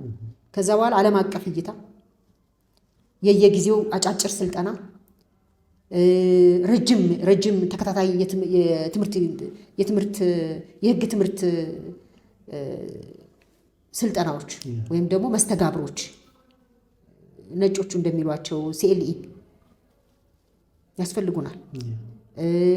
እንዳልኩህ የዩኒቨርሲቲ ሰዎች አጫጭር ነገሮችን እየጻፉ ለምሳሌ አሜሪካን ሀገር ብታይ እንትኖች ይሄ ምንድነው የህግ ጋይዶች ለምሳሌ ኮርፖሬት ሎ ጋይድ፣ ስቴት ሎ ጋይድ፣ ኢሚግሬሽን ሎ ጋይድ በኤቢኤ እየታተሙ በትናንሽ ዋጋ ይሸጣሉ። $5 ከ20 $6 እስከ $10 ገበያ ላይ ብትሄድ ደግሞ አንድ ሰው ጽፎ ቢሸጣቸው $50 $60። ስለዚህ ይሄ አትመው ገበያ ላይ ለመውጣት ብዙ ፍላጎት የሌለባቸው በጣም ኢንተሌክቹዋል የሆኑ ሰዎች ራሳቸውን ክትት አድርገው ራሳቸውን ኢንቨስት ማድረግ ላይ ብቻ እድሜያቸውን የሚጨርሱ አሉ። ተገቢ ነው፣ አግባብ ነው። ግን ኢንቨስት አድርገው ለህዝብ ካልደረሰ ይዘውት ይቀበሩብናል። ውድ ናቸው እነዚህ ሰዎች፣ በጣም ውድ። የእነሱ ወጥቶ ለህዝብ እንዲደርስ፣ ለህዝብ ሲደርስ ደግሞ ህዝብ የመግዛት አቅም እንዳይቸገር የህዝብን ጥቅም ማስከበርም አይደል አንዱ ዓላማችን። የህዝብ ጥቅምን ስናስከብር ደግሞ የሚገባውን ነገር በመስጠት አይደለም። ስለዚህ በትንሽ ዋጋ አንብበው እንዲያውቁት። ከኢ አድቮኬሲ ደግሞ ኢለርኒንግ፣ ኢትሬኒንግ፣ ፊዚካልም፣ ከዛ ደግሞ ትናንሽ ኮሚቴዎች በየሰፈሩ በየአካባቢው በጾታ በማህበር በሴክተር እኛ ሀገር አሁን ድብልቅልቅ ያለ ኦል ኢን ዋን የምንሰጠው አገልግሎት ግን ባይ ዲፎልት አንድ ሰው በተከታታይ የሚመጣለት ኬዝ ታክስ ላይ ነው። አንድ ሰው በተከታታይ የሚመጣለት ኬዝ ፋሚሊ ላይ ነው። አንድ ሰው በተከታታይ የሚመጣለት ኬዝ ኢሚግሬሽን ላይ ነው። አንድ ሰው በተከታታይ የሚመጣለት ኬዝ ሲቪል ኮንትራክት ላይ ነው። አንድ ሰው በተከታታይ የሚመጣለት ኬዝ ኮርፖሬት ላይ ነው። አንድ ሰው በተከታታይ የሚመጣለት ኬዝ አይፒ ላይ ነው እያለን እንደው ኢንፎርማል የሆነ ስፔሻሊቲ ነገር ይታያል። በተለይ አሁን እየመጣ ነው ስፔሻላይዜሽን አሁን እየታየ ነው። እንደው በዛው በተለመደው ገና ሙሉ ለሙሉ ቅርጽ የያዘ ነው ባንድ በዛው ሰውን አደራጅተን መስመር ማስያዝ እንችላለን። ስለዚህ ቅድም ያልኩትን እንዲህ ማድረግ ስለምንችል እድሉ ስላለን በህጉም ደግሞ ህጎች ሲወጡ የራሳችንን አስተዋጽኦ ማድረግ ስለምንችል 7000 አሁን ባለ ነው እንኳን 7000 ኢሊት ስላለ ሌጋል ኢሊት ለምን ዩኒቨርሲቲ ተምሮ ተመርቆ የሙያ መግቢያ ፈተናን አልፎ ማህበር ውስጥ ተካቶ ከዛ በኋላ ለማህበረሰቡ አገልግሎት እየሰጠ ያለ ፒውርሊ ኢሊት አለን አይደል? የኢሊት ስብስብ ነው፣ የምሁራን ስብስብ ነው።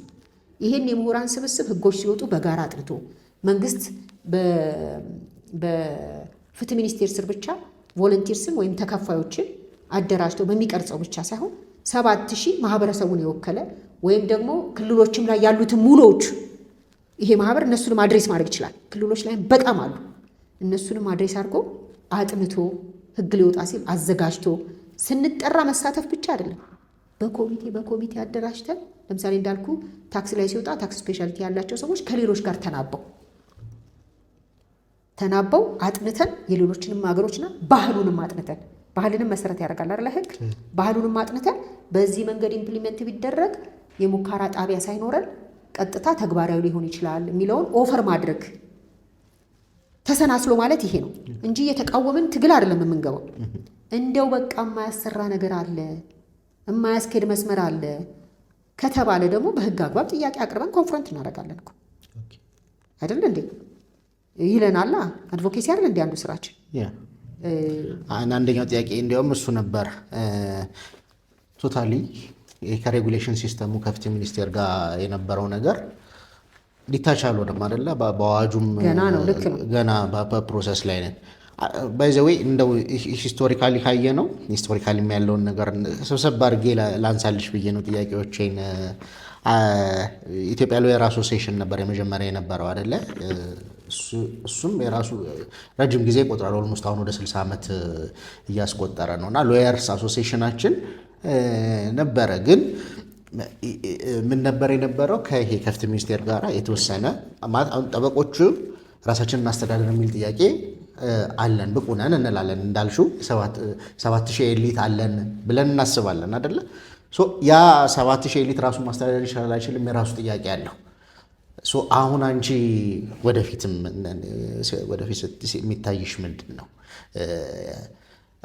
ኢንዲፔንደንት ሆነን መቀጠል አለብን? አሁን ባለው መሀል ላይ ባለ ነገር ከብዙ ሀገሮች መሀል ላይ ያለ ነገር ነው አይደል? እኛ አዋጁ 1249 የሚያሳየው ነገር አይደለ?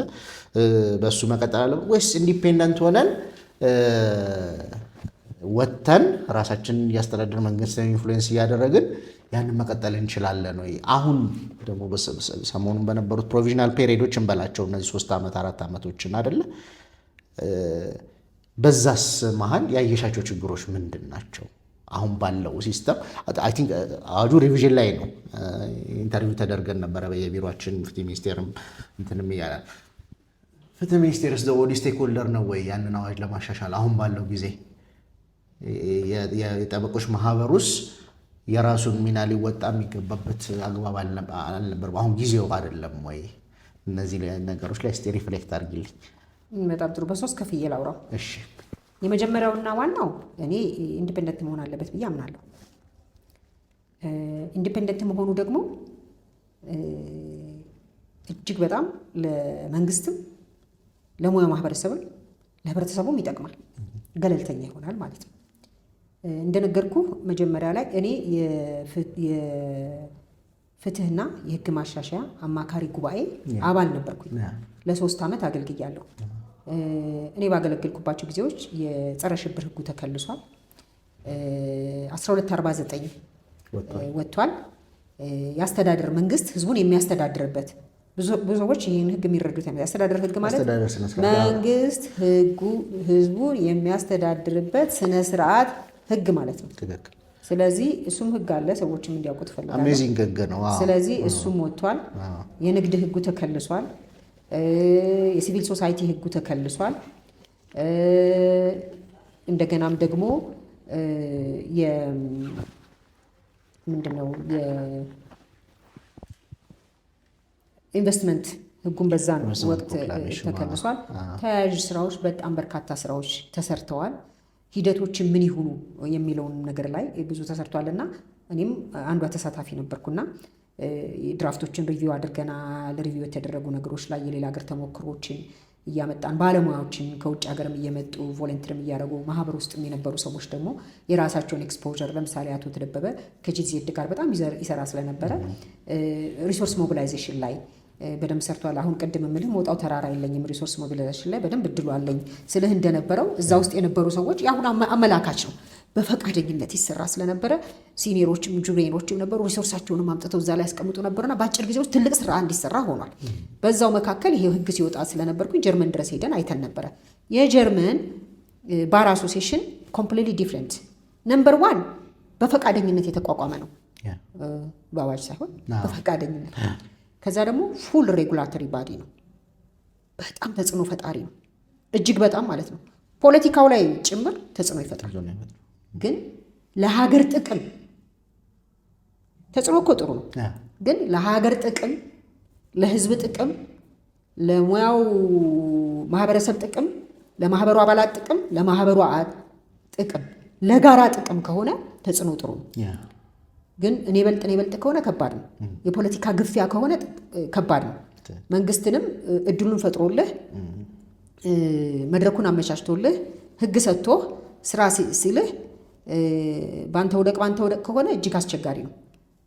ልክኛ ድካምና ጥንካሬ እንዳለን እኮ መንግስትም ድካምና ጥንካሬ አለው። ስለዚህ መንግስትም ድካሙን ስንነግረው ሊያግዙ ነው ብሎ በሚያስብበት ሜንታሊቲ፣ እኛም ደግሞ አግዘን ብቁ ነገር ማምጣት አለብን በሚል ሜንታሊቲ ከተሰናሰልን ያለ ችግር ስራውን መስራት እንችላለን። ይህንን ደግሞ መሪው ራሱ መተግበር ይችላል። ቅድም እንደነገርኩ መጀመሪያ በማህበረሰብ ውስጥ ቤተሰባዊ ግንኙነትን መፍጠር ነው። ከዛ በኋላ ከመንግስት ጋር ተሰናስለን ስንሰራ ደግሞ ተናበን ከህገ መንግስቱ ጋር የህግ ማዕቀፍ አለ እኮ፣ ቅርጽ አለው። ማህበሩ ልክ አለው በህግ የተቀመጠለት፣ የሚሻሻለውና የማይሻሻለው በህግ አግባብ እንደተጠበቀ ሆኖ ህገ መንግስት አለ፣ የህግ የበላይነት አለ፣ ዓለም አቀፍ ህግና መብቶች አሉ፣ ግዴታዎች አሉ፣ ፍትህ አለ። ከእነሱ ጋር አናበህ ነው እኮ የምትተገብረው። እኛ ደግሞ የህግ ሰዎች ነው። እኔ ጎደለኝን አንተ ትደፍነዋለህ። ሙሉ የሆነ የህግ ሰው የለም። እኔ ለምሳሌ ይሄን ሁሉ ኤክስፖዠር አለኝ እያልኩ አገሬ ላይ ሆኜ ስፔሻል ኤክስፒሪየንስ ያለውን ሰው በሰዓትም ገዝቼ ወይም ኬዝ አውት ሶርስ አድርጌ አሰራለሁ። አላቅማ በቃ እዛ ኢንቫይሮንመንት ላይ መሀይም ነኝ። እኔ እኮ ሰው ነኝ እኮ ነገር ላቅ አልችልም። በልኬ የማውቀው እኔ ደግሞ ቁመቴ አጭር ነው እንደምታየው። አንዳንዴ በጣም ክር አናርገው ብዬ ነው። ስለዚህ እየተናበብን እኔ መሪ በሆን እንኳን እድሉን ባገኝ፣ በነገራችን ላይ ስወዳደር መሪነቱን ብቻ ታርጌት አድርጌ ሳይሆን እንዲሁ ማህበሩ ምን ያስፈልገዋል፣ ማህበሩ ምን ማለት ነው፣ ሌላ ሀገር ያሉት ማህበራት ምን እየሆኑ ነው፣ ምን አላቸው፣ ፕሬዚዳንቱስ ምን ኤክስፔክት ይደረግበታል፣ መንግስትስ ምን ኤክስፔክት ማድረግ አለበት፣ ማህበሩስ ምን ማለት ነው፣ ህብረተሰቡስ ምን ይጠብቃል፣ ከማህበሩ ቤኔፊት የሚያደርገው ነገር አለ ወይ? ምክንያቱም ይሄ በኋላ ሪሶርስ ሞቢላይዝ ስናደርግ የሚጠቅመን ጉዳይ ነው። ማህበረሰቡ ይሄ ማህበር የራሳችንን ጥቅም ብቻ ልናስከብር እንደተቋቋመን ከገባው እኛን የሚደግፍበት ምክንያት የለውም። ዓላማው ከገባው ግን በእርግጠኝነት በተለይ በአሁኑ ሰዓት ድፍን ሀገሩ ላይ ያለው ማህበረሰብ መፍትሄ የምታመጣለት ከሆነ ያንተ ተባባሪ አባል ሆኖ ያግዛሃል። ማህበርተኛው አገልጋይ ስለሆነ ባነሰ መዋጮው የበለጠ ድጋፍ የሚያገኝበት መድረክ መመቻቸት ይችላል ብዬ አስባለሁ። ይህን ደግሞ ሞክሬዋለሁ። እኔ ለምሳሌ ባለፍኩበት መንገድ ውስጥ ከደንበኞቼ ጋራ እንዳልኩ ከዓለም አቀፍ ማህበረሰብ የወረስኩት ደንበኛ ማለት ምን ማለት ነው፣ እንዴት እናገለግለዋለን፣ ምን አይነት አፕሮች ይኖረናል የሚለውን በደንብ ስላሰለጠኑ በተግባርም በጠቃቀን ትሬኒንጎችና ሴሚናሮች እንዲሁም ደግሞ አጫጭር ኮርሶች እንዳዳበር ስለረዳኝ ግንኙነታችን በደንብ መተማመን ላይ የተመሰረተ ነው። በታዛዥነትና በቅንነት ላይ በመደጋገፍ ላይ የተመሰረተ ነው። ስለዚህ የህግ ተቋሙን አግዙት። አሁን እናንተ እኮ ብታግዙት ደግሞ የበለጠ የፍትህ ስርዓቱ ለቀቅ ብሎ ዘና ብሎ ውጤት ያመጣል ብዬ ድጋፍ በጠየቅኩባቸው ኮንዲሽኖች አፍሬ አላውቅም። ለምሳሌ የከፍተኛ ፍርድ ቤት የኮንዶሚኒየም አካባቢ የተከፈተው ማለት ነው። እሱ ቤንቹን አይተዋል፣ ፓርቲሽኖችን አይተዋል። እኔ ደንበኞቼ ከምላቸው አሰባስቤ ከ5 ሚሊዮን ምናምን በላይ እኔ ነው ያገዝኳቸው። የፍርድ ቤቱ ህንፃ ሊሰራ ዲዛይን ሲደረግ ኮንሰፕት ላይ እንደ የሌላ ሀገር ፍርድ ቤቶች ምን ይይዛሉ፣ ምን መሟላት አለበት፣ ለጠበቃው፣ ለሴቶች፣ ለህፃናት፣ ለእስረኞች፣ ለቪአይፒ ምስክሮች፣ እንደገናም ደግሞ ጥበቃ ለሚያስፈልጋቸው አደጋ ሊደርስባቸው ለተጋላጭ ምስክሮች፣ ለእንደዚህ እየተባለ ምን ማካተት ያለበት የሚለውን ተሞክሮች በነፃ እንዲሰጡን አድርጌ ቶፕ 10 ቶፕ 5 የተባሉ ዓለም አቀፍ የኮንስትራክሽን ድርጅቶች ከኔ ጋር ያላቸውን ግንኙነት አድርገው ያላቸውን እውቀት በብዙ ሺህ ዶላር $100,000 ሊገዛ የሚችለውን ነገር በነፃ ኢንቨስት ያደረጉበትን ኮንዲሽን ለማመቻቸት ችያለሁ። ሪሶርስ ሞቢላይዜሽን ማለት ይሄ ነው በሌላ አማርኛ፣ ሌላ ነገር የለም። እንዲሁም ደግሞ የመጀመሪያ ደረጃ ዴኬሩ ሲከፈት ፍራሾችን፣ ጥሬ ገንዘቦችን ማቃቸው እኔ የማገለግላቸው ሰዎች እንዲያግዟቸው የማስተባበር ስራ ተሰርቷል እና ማህበረሰቡ ጥቅሙ ከገባው ማለት ነው ወደ ዋና ጉዳይ ሲከፈል እንዲህ አይነት እገዛዎችን አግኝቶ የኔ ነው የሚል ስሜት እንዲፈጥርበት አድርገን ማቋቋም መቻል አለብን ማለት ነው። የመሰረትናቸውን ሪሌሽኖች ይህን ለማስረዳት በየመድረኩ የምናስተምራቸው ትምህርቶች እነሱን የሚያሳትፍ የማህበረሰቡን እኮ ችግር ራሱ በየአካባቢያችን ተበትነን በየድራችን በየቁባችን ጭምር ወደ መድረክ አምጥተን እኮ ይሄ ነገር የህግ ስቴቢሊቲ አምጥቶ ኢቭን ሀገሪቷን እንኳን እኮ የኢንቨስትመንት መድረክ እንዳትሆን እንቅፋት ሊሆንባት ይችላል። ስለዚህ እንደ ወጥ የሆነ እንደና አሜሪካ እንደና አውሮፓ ረዥም ጊዜ የሚዘልቅ ህግ ኮንዲሽኖችን ጊዜ ወቅታዊ ችግሮችን ብቻ ያየ ህግ ሳይሆን ነገን ያየ ህግ እያወጣን እንዴት እንድንሄድ እንዲሁ ከ1947 እስከ 49 እስካሁን ድረስ የዘለቀ ህግ ነበረን። አሁን በየቀኑ ህጎች እንዳይፈለፈሉ ምን ይሁን? እንዴት እናግዘው? መንግስትን እንዴት እንቃወመው? እኛ ትልቅ አድርገን ራሳችን እንዴት እናውርደው? አይደለም እንዴት ተባብረን እንስራ? እኛ ባላገዝነው ኮንዲሽን ሁሌ ብሌም ማድረግ አንችልም። ያላሳደግከውን ልጅ እርዳኝ ብለህ ብሌም ታደርገዋለህ እንዴ? አይቻልም አይደለም። ስለዚህ እነዚህ መድረኮችን ማመቻቸት ያስፈልጋል ብዬ አስባለሁ። እሺ፣ ስለዚህ ኢንዲፔንደንት መሆኑ ተገቢ ነው። ኢንዲፔንደንት ሲሆን ግን ተቃራኒ ሳይሆን አንድ አይነት ሆነን እየተናበብን የምንሄድ መናበብ ማለት ደግሞ በማይገባ ነገር ላይ አድርግ አታድርግ የማይፈጠርበት መድረክ ከህግ ውጪ ከህገ መንግስት ውጪ ከተቀመጥንበት ጥቅስ ውጪ ግፊያዎች ሲኖሩ በህግ አግባብ ኮንፍሮንት የምናደርግበት ሜዳ ኖሮን የምንሄድበት ማለት ነው። what will be leadership ስታይልሽ ምን ሊሆን ይችላል ብትመረጪ? ሊደርሺፕ ስታይሌ እኔ እንግዲህ እናት ነኝ አይደለም፣ ከሱ ጀምራለሁና እናትነት ከባድ ነው።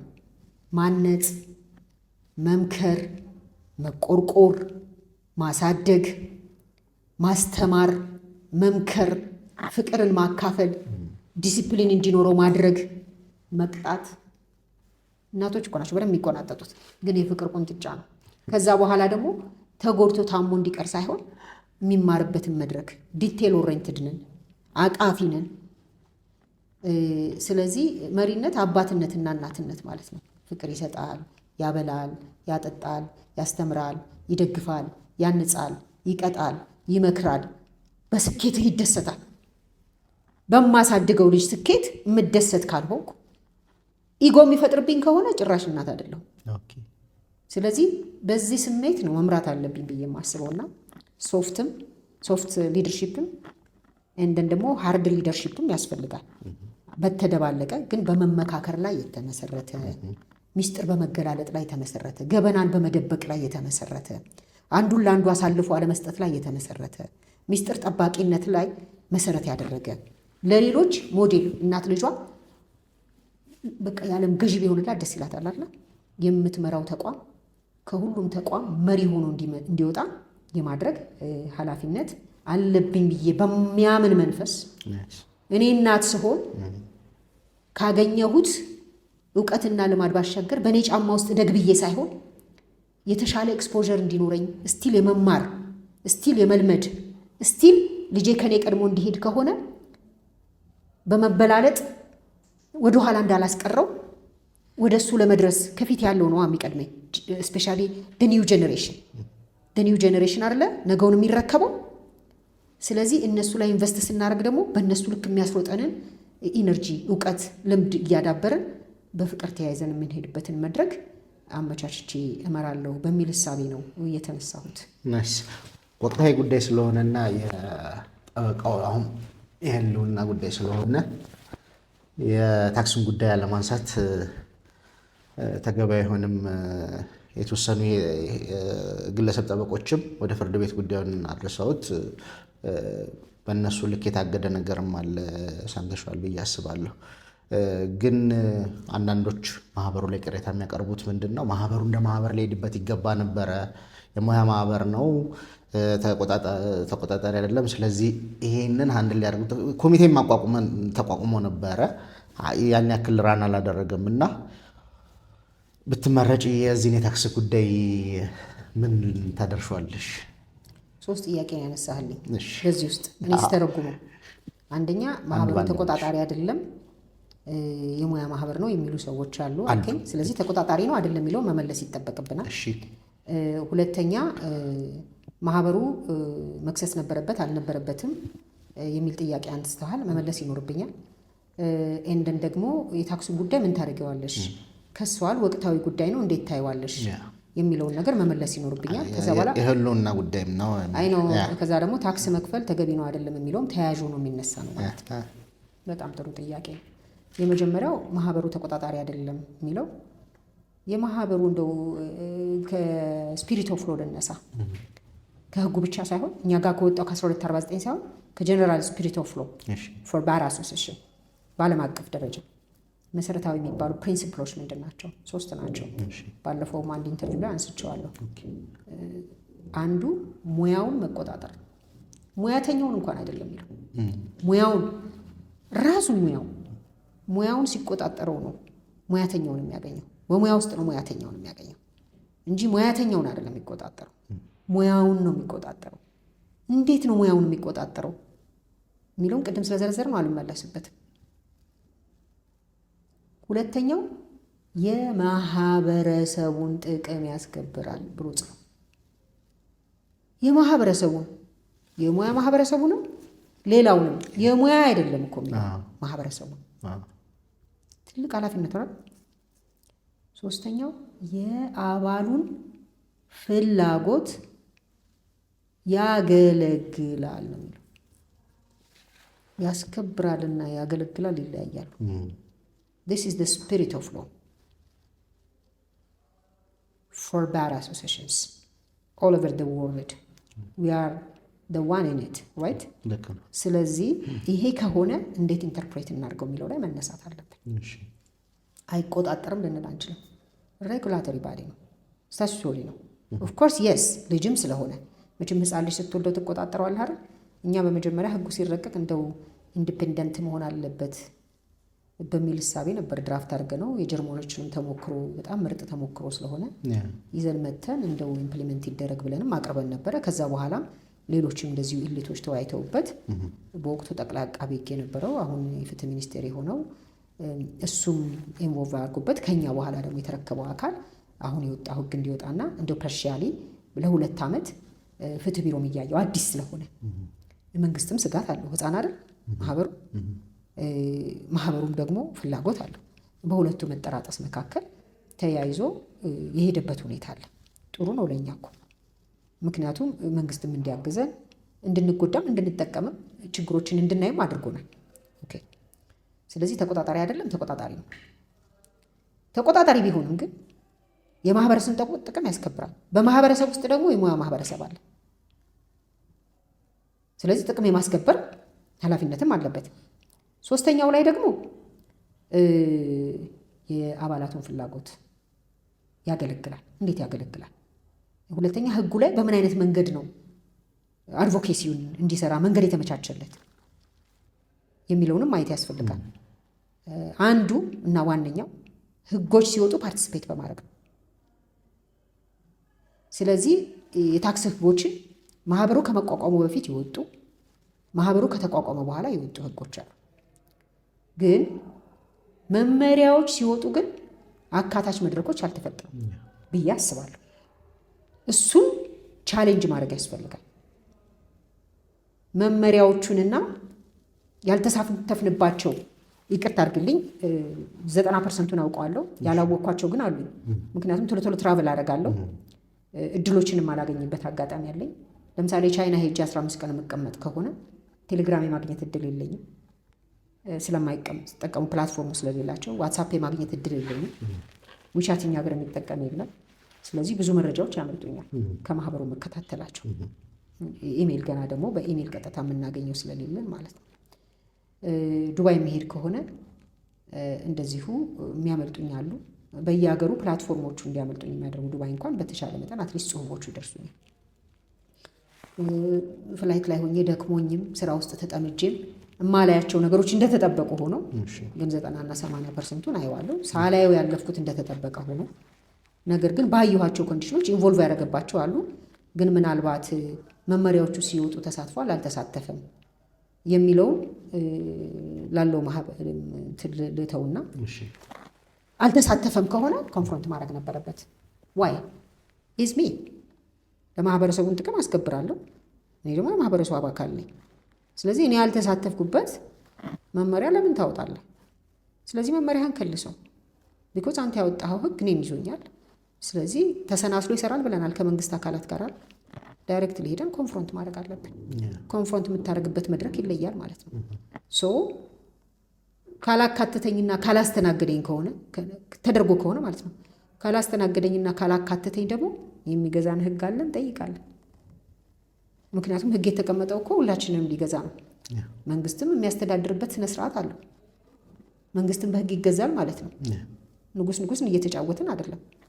ግን እኛ እንደ ፖለቲካ ፓርቲ ጮኸን ማህበረሰቡን አስተባብረን አመፅ አስነስተን አናረግም። እኛ እኮ ጥቁር ካባ ለብሰን ጠብህን አቁም፣ ጠብ በቃ ህግ አለ። እኔ በህግ አግባብ ፍትህ እንድታገኝ አደርግሃለሁ። ፍትህ፣ እኩልነት፣ የሀብት ክፍፍል፣ የመብት ማስጠበቅ ስራ እሰራልሃለሁ የምንል ስርዓት የምናውቅ ህግ የምናውቅ ቅልጥ ባለ ጠብ ውስጥ ሰዎች ነፍስ ሊገዳደሉ በሚፈላለጉበት መድረክ ላይ ነገሮችን አብርደን ወደ ጣፋጭ ህይወት መመለስ የምንችል ትልቅ ስልጣን እጃችን ላይ የተቀመጠልን ትልቅ የሙያ እውቀት አእምሯችን ውስጥ የተጠቀጠቀልን ክብር ያለ ሙያ ያዝን ሰዎች ነው። ስለዚህ አደባባይ ላይ አንጮህ፣ ግን በህግ መጠየቅ አንከለከልም። አንዱ ኦቶሪቲያችን አድቮኬሲ ነዋ።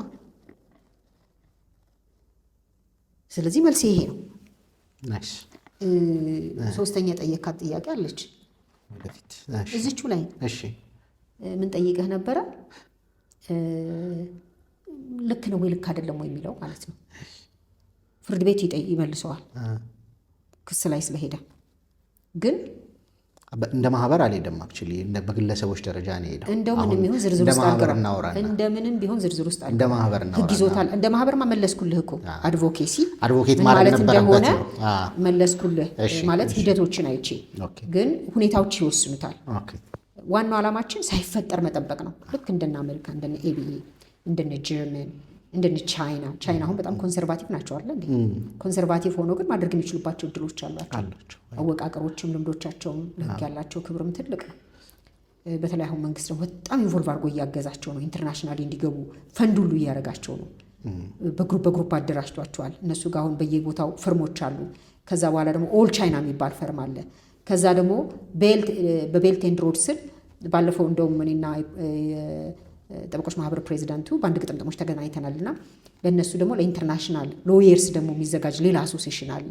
እና ብቻ በጣም በቃ ድምቅ አድርገውት ህግ ሲባል ልክ እንደ አሜሪካ ድምቅ አድርገውታል። እኛ አዲስ ስለተወለድን መጠቆምም ያለብን እንደ ድሮ አሁን የአሜሪካ ምናምን የቻይና ጁሪስፕሩደንስ እየሄደ ነው። በጣም ጠበቆችም እንደ ጠበቃ ምናምን ሊያነቡት የሚገባ በደንብ ሊከታተሉት የሚገባ ነው። አንዱ ዓላማዬ እንደውም እድሉም ስላለኝ ከቻይና ጋር ያለንን ኤክስፖዠር ማሰናሰል፣ የእነሱ ማህበር እዚህ አምጥቶ የሙያ ተሞክሯቸውን እንዲያደርሱ ማድረግ፣ የእኛን እዛ መውሰድ፣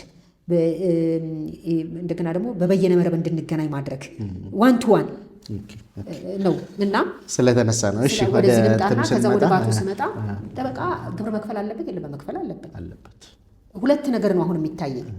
ልጅ ነው ብያለሁ ማህበሩ፣ ፈርሞችም ልጅ ነን። ወደዚህ ስርዓት ለመግባት የጠበቃ ማህበረሰቡ ገና እንግዳ ነው። የገቢ ማግኘት አቅሙ፣ ገበያውን የማሰናሰል አቅሙ፣ ገቢ መፍጠር አቅሙ፣ ገበያውን ፔኔትሬት አድርጎ የመግባት አቅሙ በአንዳንድ ነገሮች ውስንነት አለው።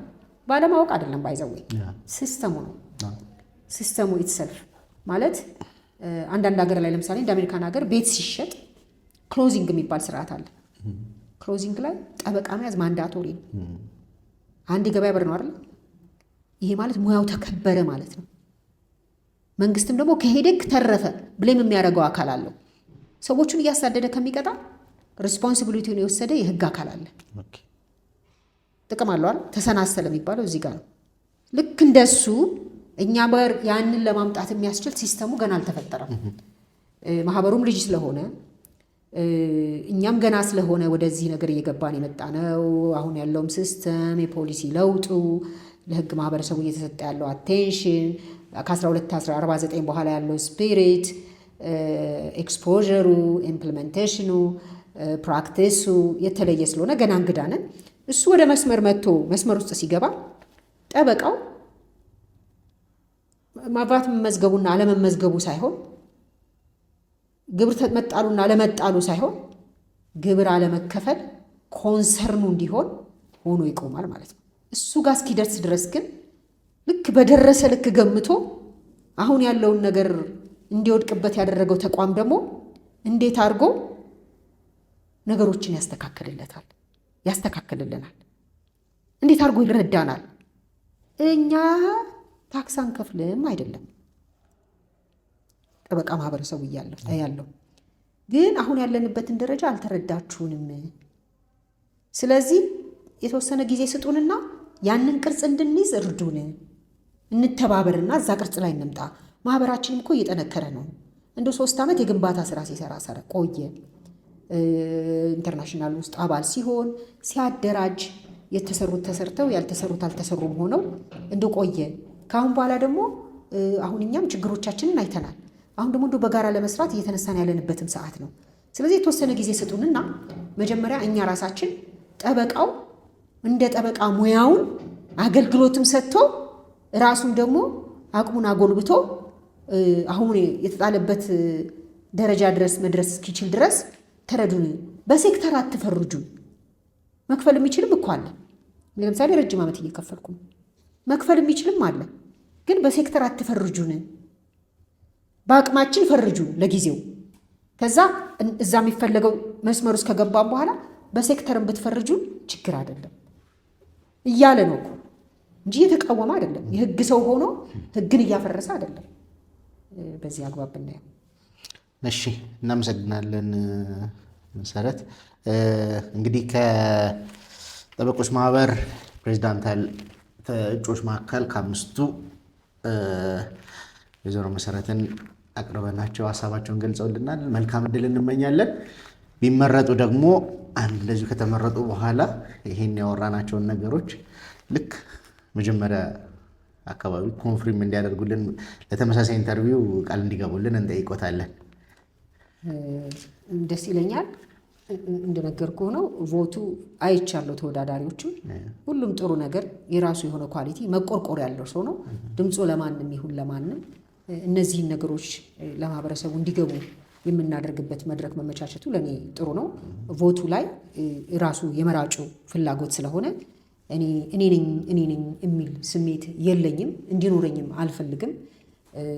ማንም ይመረጥ ማንም ውጤቱ መምጣት አለበት ብዬ አስባለሁ። ውጤቱ ወደ እኔ ከመጣ ግን እመጣለሁ። ምክንያቱም ልሰራ የሚያሰብኩት አፍሪካ ውስጥ እንደምታየው እኛ አፍሪካውያን ነን፣ አኒሸንት ካንትሪ ነን። እኛ ደግሞ ከአፍሪካም ኢትዮጵያዊ ነን። ከ005 ጀምሮ መንግስት አለ፣ ቅርጽ የያዘ መንግስት ያለን። የህግ የበላይነትን እኮ የሚያውቅ ህዝብም ነበረን። ሰው ሊገድል ተናዶ መሳሪያ ይዞ ሲንደረደር የሚሄድ ሰው መንገድ ላይ በህግ አምላክ ሲባል መሳሪያ የሚያዘገዝግ እንደ ህግ ሰው ውስጥ ያርመኝና የህግ የበላይነት አይደለም። ትክክል። ስለዚህ ይሄ ሜንታሊቲ ያለን ሰዎች ነው። እኛ ደግሞ ከዛ ማህፀን ተፈልቅቀን ይወጣን። ስለዚህ ለሌላውም አፍሪካ ሀገር ሞዴል መሆን እንችላለን።